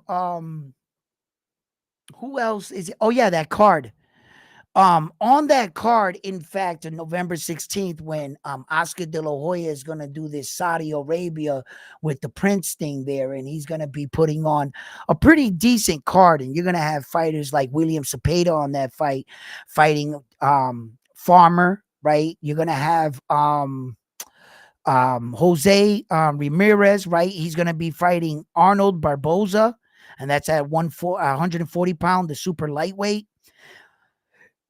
You're also gonna have what's his name there? They're gonna fight for the cruiserweight, the WBA and the WBO. It's gonna be for unification, 12 round. It's gonna be Gilberto Ramirez fighting against Chris Smith. And they're gonna fight, and that's gonna be at the cruiserweight division right there. And those are gonna be some good fights right there on that card right there, right? Farmer, Cepeda, you can fight any of the number one guys because any of the champions being the number one guy, right? And you end up with Farmer, but nobody's questioning or saying Cepeda, right? I mean, there's been a couple words about him. I can't say I haven't, but not for all four majors. They're not saying Cepeda's ducking every single champion. They're saying Cepeda's ducking a Pacific champion or Pacific 2 champions. They're saying he's only ducking Shakur Stevenson and Tank Davis. They don't talk about Loma or Barakinchenko. They don't say anything about that, which I heard that Cepeda is scheduled to come off this fight and fight him for the belt after. You know what I mean? So, we got Nick Ball coming fighting. There's a lot of good fights still coming. A lot. We're gonna have the return of Naoya Inoue. We're gonna have Tyson Fury, also the heavyweight champions of the world. There's a lot of good boxing. There's a lot of good, solid cards. Come to think about it, when we're gonna have that October 12th, October 13th, October 14th stretch, where we're gonna have Junto Nakatoni. You're gonna have Naoya Inoue's kid brother popping off. You're gonna also have Casamera. You're gonna have a lot of these other fights in the lower weight division that there's potential for a lot of things to start moving around.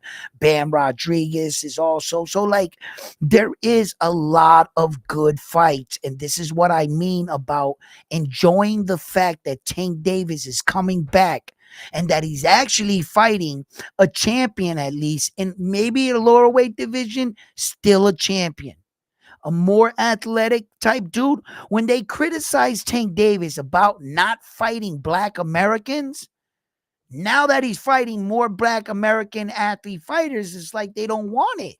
I don't understand what's up with these dudes hating on Tank like this. Like they like before he fought Frank the Ghost Martin. Frank doesn't fight any black. I mean, Tank doesn't fight any black fighters. Just like they said about Naoya Inoue. And I was like, bro, I don't think boxing works like that. I don't think it matters about your skin. So why would you say that? I think it just fights styles make fights, and whatever style fight, whatever style you make, doesn't matter your skin color. Like these people will say anything to try to discredit a fighter. And the minute he starts fighting black fighters, no, I don't like it. Wow, man. Yo, there's nothing Tank can fucking do. There's nothing any of these fighters can do, to tell you the truth. Because if I was talking reality,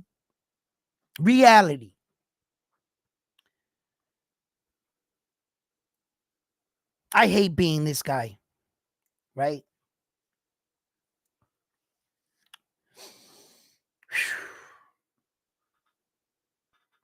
Because when I talk, man, unfortunately,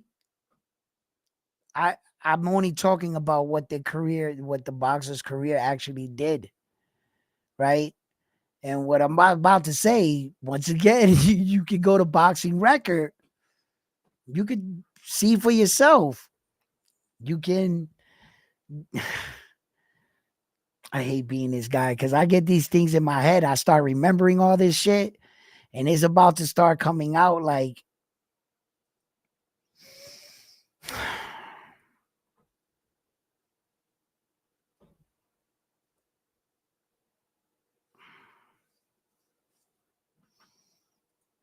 All right. Let's see. This is what I was about to say. This is what I was about to prove to you. I wanted to see if I could find something before I start saying it, because I might need help with one or two guys' names. So I just wanted to look something up before I brought this up to all of you, because I know that once I start talking, there's going to be that guy that's going to want to challenge everything I say. And if I mess up, then I'm going to lose you. So I have to be correct about everything, right? All right.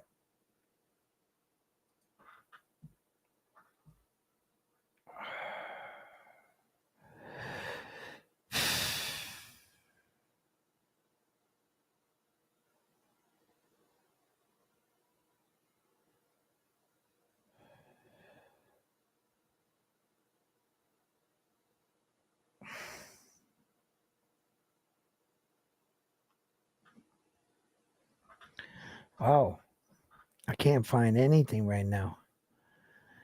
I bet it's like that. You want to find something, you can't find it. And as soon as you're not looking for it, you find it. Anyway, I'm going to try to do it. I don't need the computer. All right. Um, when we're looking up any boxer's career's record, right? In actuality, what you're gonna get is you're gonna start to see that boxing's not always, you know, painted in the light that we think, and that our favorite fighters constantly fighting the best, and that every record is like these great records. There isn't a fighter alive that you can't screw you would be able to scrutinize their entire record. There has never ever, and I repeat, in the history of boxing, like a list of fighters that just had a murderous row of names. Muhammad Ali did a fucking good job at it, though. I got to give him that much. He did a pretty good job. Those kind of guys back then, they did pretty good jobs at kind of good records, right? But I challenge you. I challenge you.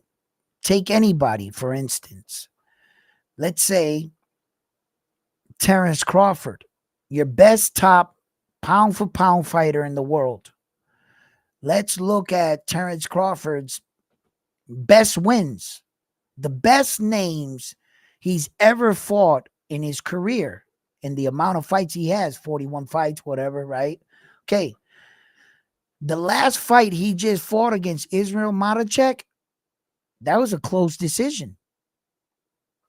That fight could have went either way. It's a close fight, right? Okay. The fight before that was Errol Spence Jr. He fought him after the car crashes. Errol was never the same, right? Then he fought Sean Porter, was past his prime. Um uh uh Jeff Horn. Who the fuck cares about Jeff Horn? That's what I mean. Um um Jugumba was his name? No, his what was his name? The guy, the real dark dude, was his name? Um he fought Jeff Horn. He fought Kell Brooks when he was over the Kell Brooks was already over that pre-surgery in his eye from Triple G breaking his order bone. Kell Brook was never the same fighter when Terrence Crawford fought him. When he fought Yuroko Gamboza, he was a small guy coming up. He fought another small dude. He brought that dude up. Um,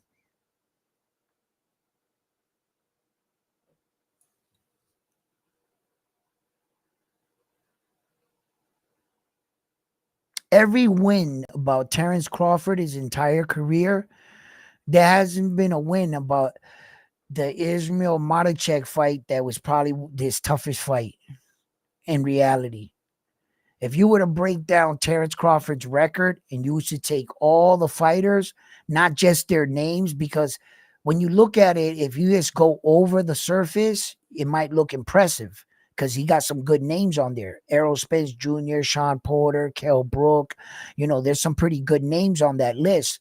But if you look at the situation they were in the moment, you start to realize, wait a minute. You're like, holy shit. Sean Porter was past his prime. Errol Spence Jr. is 2 car accidents, 2 attached retinas. Um, um, all these fighters, they all had something with them. They were either past their prime or not in their prime. He didn't beat anybody like equal to him.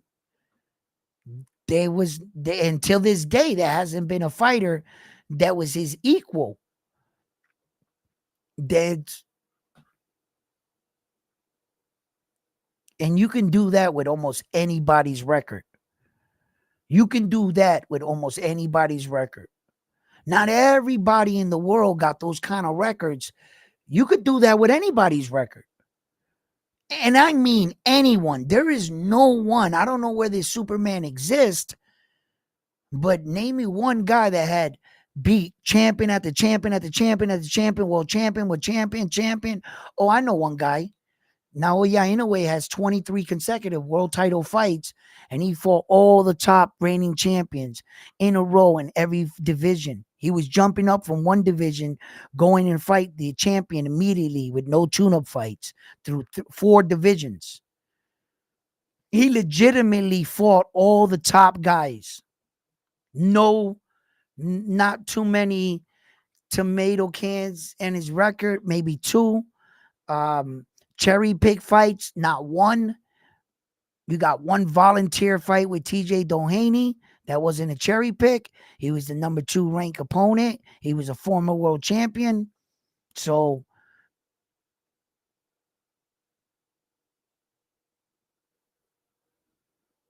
yeah, he did it pretty good.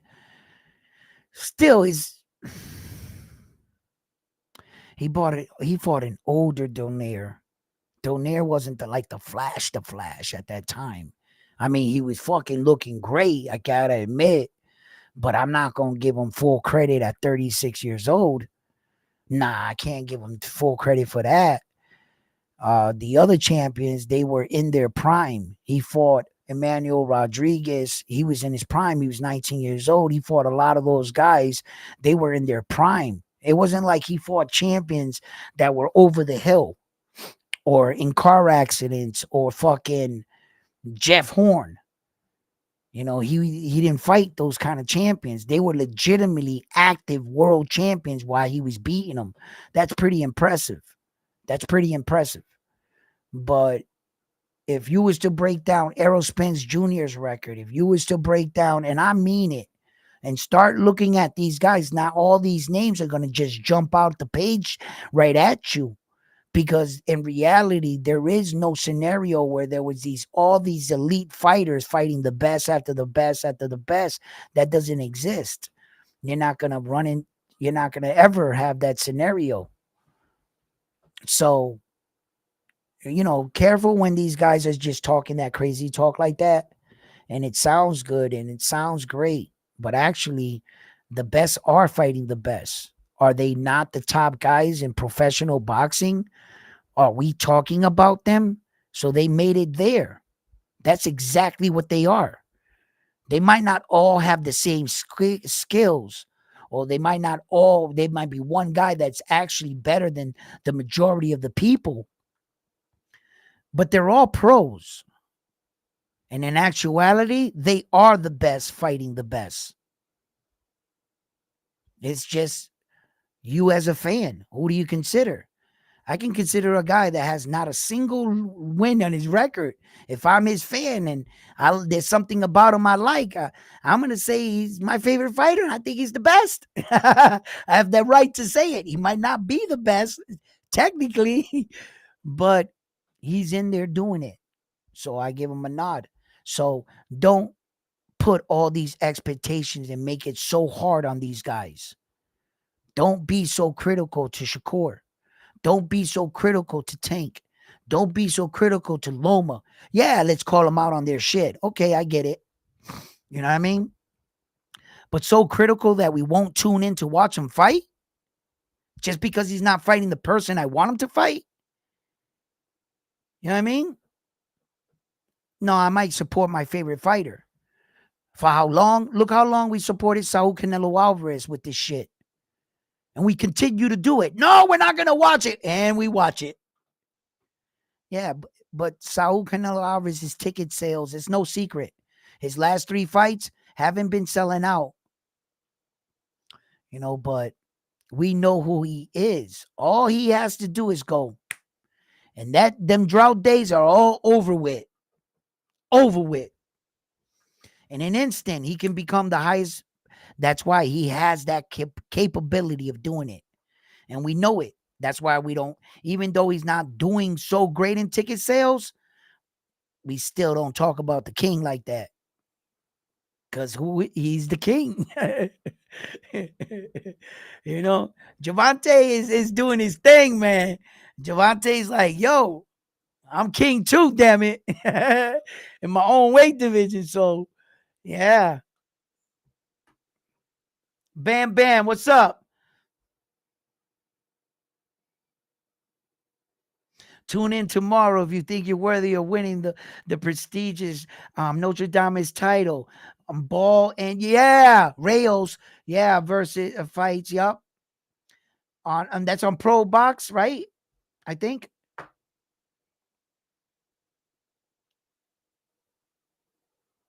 7 p.m. in the UK, and I think Pro Box covers that fight, right? Are they?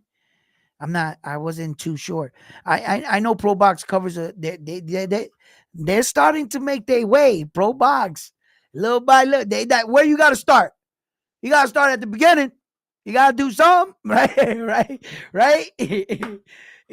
So, but you're on, Bam Bam. You're on.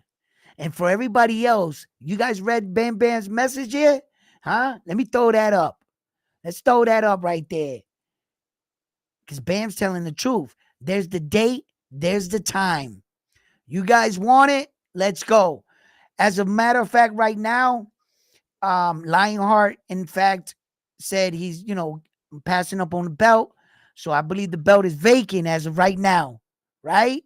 So we're gonna go and we're gonna check in at 7. And remember that the belt is on the line for only the main event, which is gonna be Ball versus Rios. So yeah, which that's a pretty good fight right there.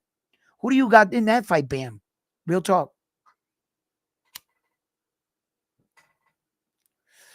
You think Ball's gonna continue to do this little Mike Tyson little act that he got going on here, and he's gonna pull up the upset?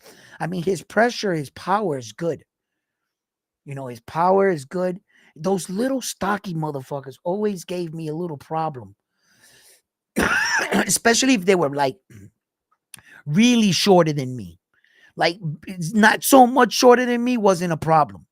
But when you had like that factor where like you were like standing over, that shit gave me a problem because their punches came over and you're like looking down and all of a sudden you're getting caught from the side and shit. Some guys find it hard to fight shorter guys.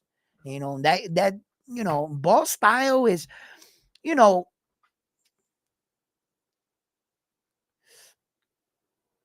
he can box. Uh, I've seen Ball box. I've seen him box. And I seen when he got behind on a card and he came back late in the fight and he started fucking because I seen him getting his ass whooped for like 4 or 5 rounds against what's his name there? That Irish dude. What was his name again? Can anybody help me out with that? He was whooping his ass. And then Ball just got that timing down. And he kept coming over, boom, boom, boom. I remember that fight. He did good, man. He came back. I thought he was losing the fight in the beginning. I thought he was losing. So, kudos to him for biting down on the mouthpiece and recognize, he can't deal with your forward pressure like that. And the chances that he takes of coming in and getting caught too. So, yeah, T&T Sports in the UK, ESPN. Oh yeah, I got ESPN Plus. Yeah, we watching it there. It's 2 p.m., 7 p.m. in the UK. What? Are you fucking with me? Bam. I gotta look that schedule up. Yeah, in the UK, they did that shit to the Anthony Joshua fight. I'm sitting here, right? And I should know this by now. This has happened to me, what, 1,000 times, right? Where I thought a fight was going on and shit. And then, like, my boxing intuition goes, check the channel. And I'm like, why? Anthony Joshua's going to fight tonight. Around 11 o'clock, they'll be getting in the ring. And I check it at 4:30 in the afternoon and the card's on. And I'm like, oh shit, it's on UK time. Damn. And our time don't be hitting, clicking right?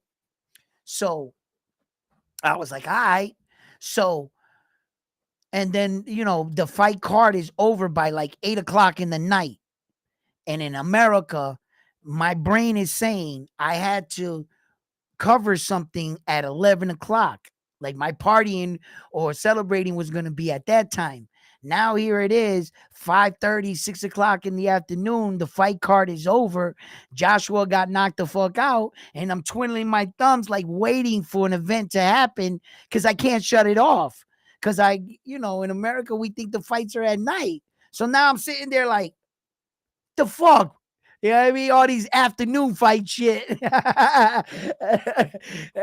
I couldn't turn it off. I needed boxing. I was like, so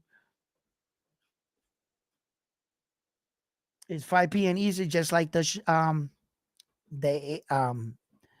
AJ fight with Dubois, right? They got in around 5 p.m. Same shit. UK, the Brits and shit, like out there and shit. So yeah, that's it's cool. It's cool to notify, because I think even though we talk about the fights, sometimes just like myself, I fall guilty of this. I'm sitting here covering the fight, talking about it. I'm saying UK, I'm saying it. It's just not clicking. The time's not clicking for me. So it's good that Bam brought up the time. That's why I got time. I'm Bam with a wrench, because because Bam be doing his thing. You know what I mean? Because he has to be on that. You know what I mean?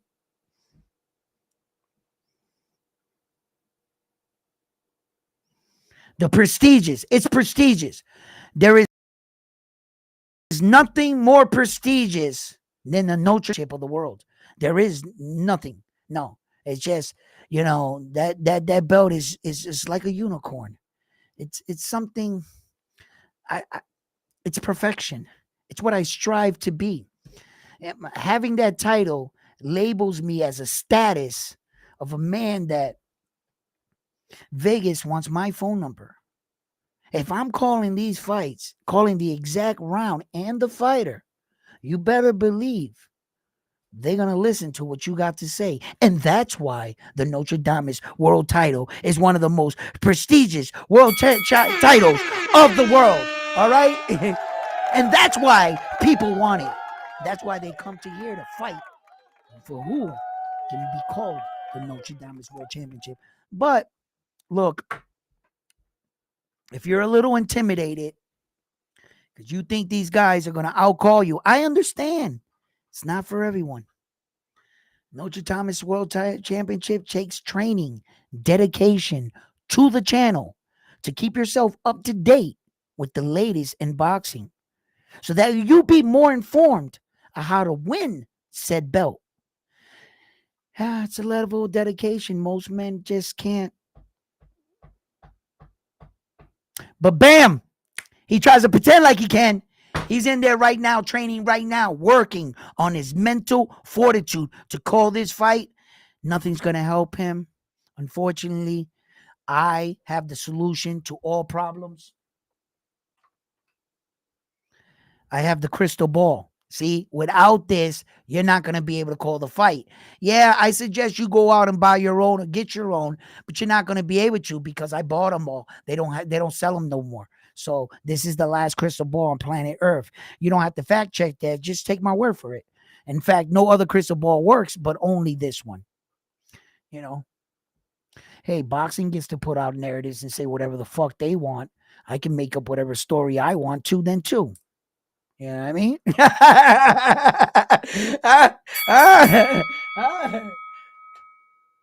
Yeah, yeah.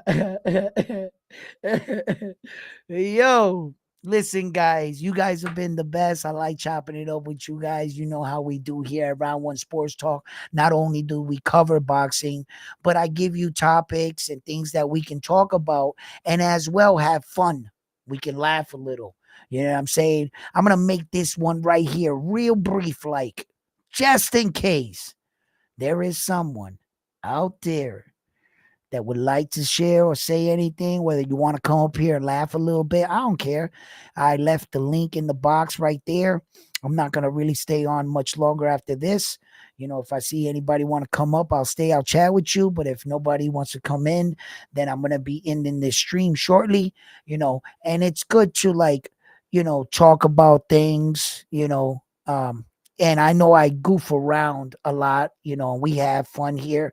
But when it comes to boxing and it comes to reporting the things that I report, I encourage you to always fact check to the person that's reporting, including myself. I have no problem with anyone fact checking anything I've said. The only thing that I'm guilty of is either saying names or talking too fast and saying one name over another. That doesn't mean I don't know what I'm talking about. Stay to the topic. And whatever the topic is, trust me, I looked it up. And I'm telling you, as a matter of fact, don't trust me and look it up. And which is going to also give you or show you what I was talking about, but it's also going to prove one thing. I was telling the truth. I was telling the truth. And I'm trying to bring us out of some of these situations, but at the same time, talk boxing up, not destroy boxing. These are some of the things we learned that we went wrong in. These are some of the things, we pushed the envelope back then in boxing when there wasn't a lot of people like us covering it to call boxing out on their bullshit. They never knew this YouTube era was going to occur when they was doing these things. They didn't know that Edwin at Round One Sports Talk and the hundreds and countless of YouTube videos and people that are supporting boxing, they had no idea that the microphones were going to be given to the people. They had no idea. So they were getting away with it. Now that I'm exposing it, you're hearing about it. They just like, fuck. You guys gave the microphone to the people. And not everybody's right, but at least I try to do my due diligence to track down these stories and sources so that at least, I'm like, oh shit, yeah. Because I want to be on the same page with the people at the end that are counting and tallying up these men and women's careers. And that's where I am. I don't want to be a fantasy island or what if he could. Nowadays, it seems like some of these fighters, when they're being talked up, they say, oh, Gervonta Davis will beat everybody at 130. I don't see nobody beat him at 130. So he just beat everybody at 130. No. Just because I think he could do it, that doesn't mean he did it. But nowadays, they already want to give him credit for it, whether he did it or not. That's how the work is starting to function. If you assume so, if you think that person get up, just give him credit for it. Don't let him go out and do it. There were a lot of people that assumed that people were going to win gold medals in the Olympics, and they didn't even make qualifying rounds. The people that were favored to win that year, they didn't even qualify. Fucked up and didn't qualify. Something was wrong, maybe a leg, maybe a cramp. Yeah, just because we know you can do it, what if something goes wrong that day and they disrail you? Yeah, Tank can beat everybody at 135, but wait a minute. He would have to do that first. So that's why I don't play that shit. If you didn't do it, you didn't do it. If you did it, you did it. There's nothing I can say. Right? That's all I go by. Soul Fight fans, love you guys. You guys have been amazing. Always like to come here, talk boxing with you guys. And until we see you guys tomorrow at the fights, remember it's going to be an early one, and we are going to put this together. What are you saying here? You have one of 12 chances to call the correct round, 1 in 12 chances, but you got to call the right round. Oh, but that's actually 1 in 24, not 1 in 12. It's 1 in 24. There's 2 guys in the ring. So you got to call the right round and the right guy. Just because he's favored, you might call the other guy. There were people that were the other time, what was the last fight we were in? That some other people were taking the other guy. I forgot what fight it was. Um, I'm having a brain for it. I can actually go back and look at the paperwork. One thing, we keep paperwork here around Sports Talk. We got receipts. All right, we definitely got receipts. Xander Zion and so yeah, okay, yeah, that was the fight card. Bruce Carrington, I think that was the one. That was one of the. But wait, there was another fight. I remember right here. Oh, the AJ fight. People had AJ. Some people had Dubois. Yeah, so it's not always everybody's. And the 24 come. There's 12 rounds for Dubois and there's 12 rounds for AJ. That's two guys. That's 24 rounds right there, right? Saying 12, but you can say AJ's gonna knock out Dubois in the 8th round, and fucking Dubois ends up knocking him out. It was the 5th, but I'm just saying hypothetically, and he ends up knocking him out, then you lose. Just because you say knockout 8th round doesn't mean you win the Notre Dame's world title. No, you got to pick the guy. Because you pick the wrong guy, but the right round, you still lose. It's not as easy as you think.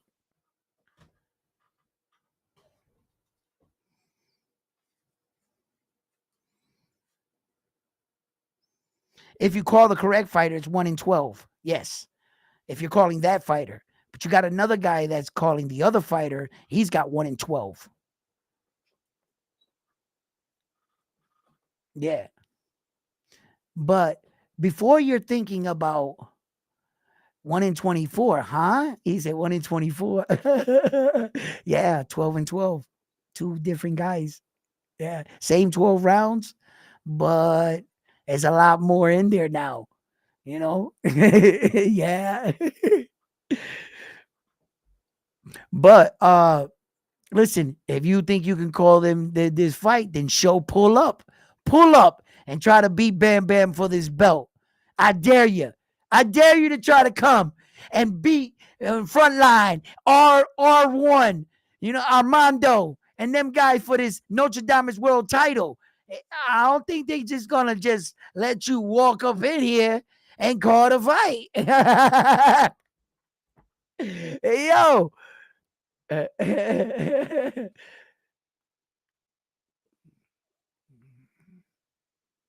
Yo, it's gonna go crazy because that ball fight can go either way, right?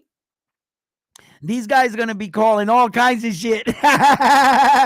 So listen, fight fans, I had a blast with you guys. Hey, and for that other night that I guess people keep giving me shit over, that I guess I was talking with one guy, like reading his text, and they said that I hopped off while me and the dude was like debating or something. I didn't really feel like we was debating in the first place. I threw up every one of his texts and shit on the thing. But like I said, this room is big. It goes all the way like this, right? In my house, right? My wife came home. She walks in the room. She did one of them type things that your wife is telling you she needs your attention right now. So the way she did it, I said, I gotta go, but I can't tell y'all that because that's my business, right? But if you ever see some shit like that, I gotta get off real quick, right? Right? So I didn't really think that the debate, I thought I answered everything he wanted, just in case, because Bam told me that the other night, I think yesterday on my texts, I want to let you know, Bam. I was like, I kind of felt like, I was like, wait a minute. I was like, nah, threw up everything he had. I know he was kept texting and shit, but we were kind of like going around in like a circle. It's not like he was coming up with like valid points that I was like, oh, he got me. Or I was like, nah, I didn't. And I can go back and rewind that thing. I know exactly what I remember. Like he said some shit and I was kept answering it. And we kept going. And then one dude was like, And I was trying to tell y'all, nah, the world is making it seem like this is bigger than Ryan Garcia. This is bigger than Ryan Garcia is what's wrong with the world. Ryan Garcia is what's wrong with boxing. No, he's not. You know, they're just picking and choosing when they want to attack these guys. And remember that Ryan Garcia said a lot of shit about rich people, a lot of powerful people. Why you think those powerful people are paying these other people like us to attack him? It's not coming from the rich people. It's coming from us that on the low, get to your favorite YouTube channel. I'm a millionaire. Hey, listen, no matter what Ryan says, you look for the other angle. Here you go. That's business every time. And I was just saying, yeah, you're going to hear a lot of, look, they just canceled Ryan Garcia out of the video game. They pulled him from the Undisputed video game because of his comments. Did they pull Teofimo Lopez too? Did they take Teofimo Lopez out that game too? Did they take Bernard Hopkins out of the game when he made racist comments? When he said, I ain't losing to that white boy? Why don't you take him out the game? How many times did they take Mike Tyson out the game? He legitimately said, I'm going to eat your kids. Take him out too. Take every fighter, as a matter of fact, that says some crazy shit out. But they're not going to do that. But all of a sudden, yeah, they did the right thing by taking Ryan Garcia. They can take their video game and shove it right up their ass because all that fucking narrative about Ryan Garcia is a racist and all this other shit is bullshit. It's fucking bullshit. He ain't no racist than you or me. Everybody says some fucked up shit in their life. You mean to tell me you ain't never said no dumb shit in your life? Maybe not publicly like his dumb ass did, but you're not in his situation. How do you know you won't get fed up with the world and utter out some dumb shit because of all the pressure that the fucking boxing world puts on you? Until you say some fucking dumb shit and snap. All situations ain't the same. Ryan Garcia was going through some shit. Does it exclude him for saying dumb shit? Absolutely not. Should they be taking it this far? No. I've heard worse. And they didn't do shit to those guys.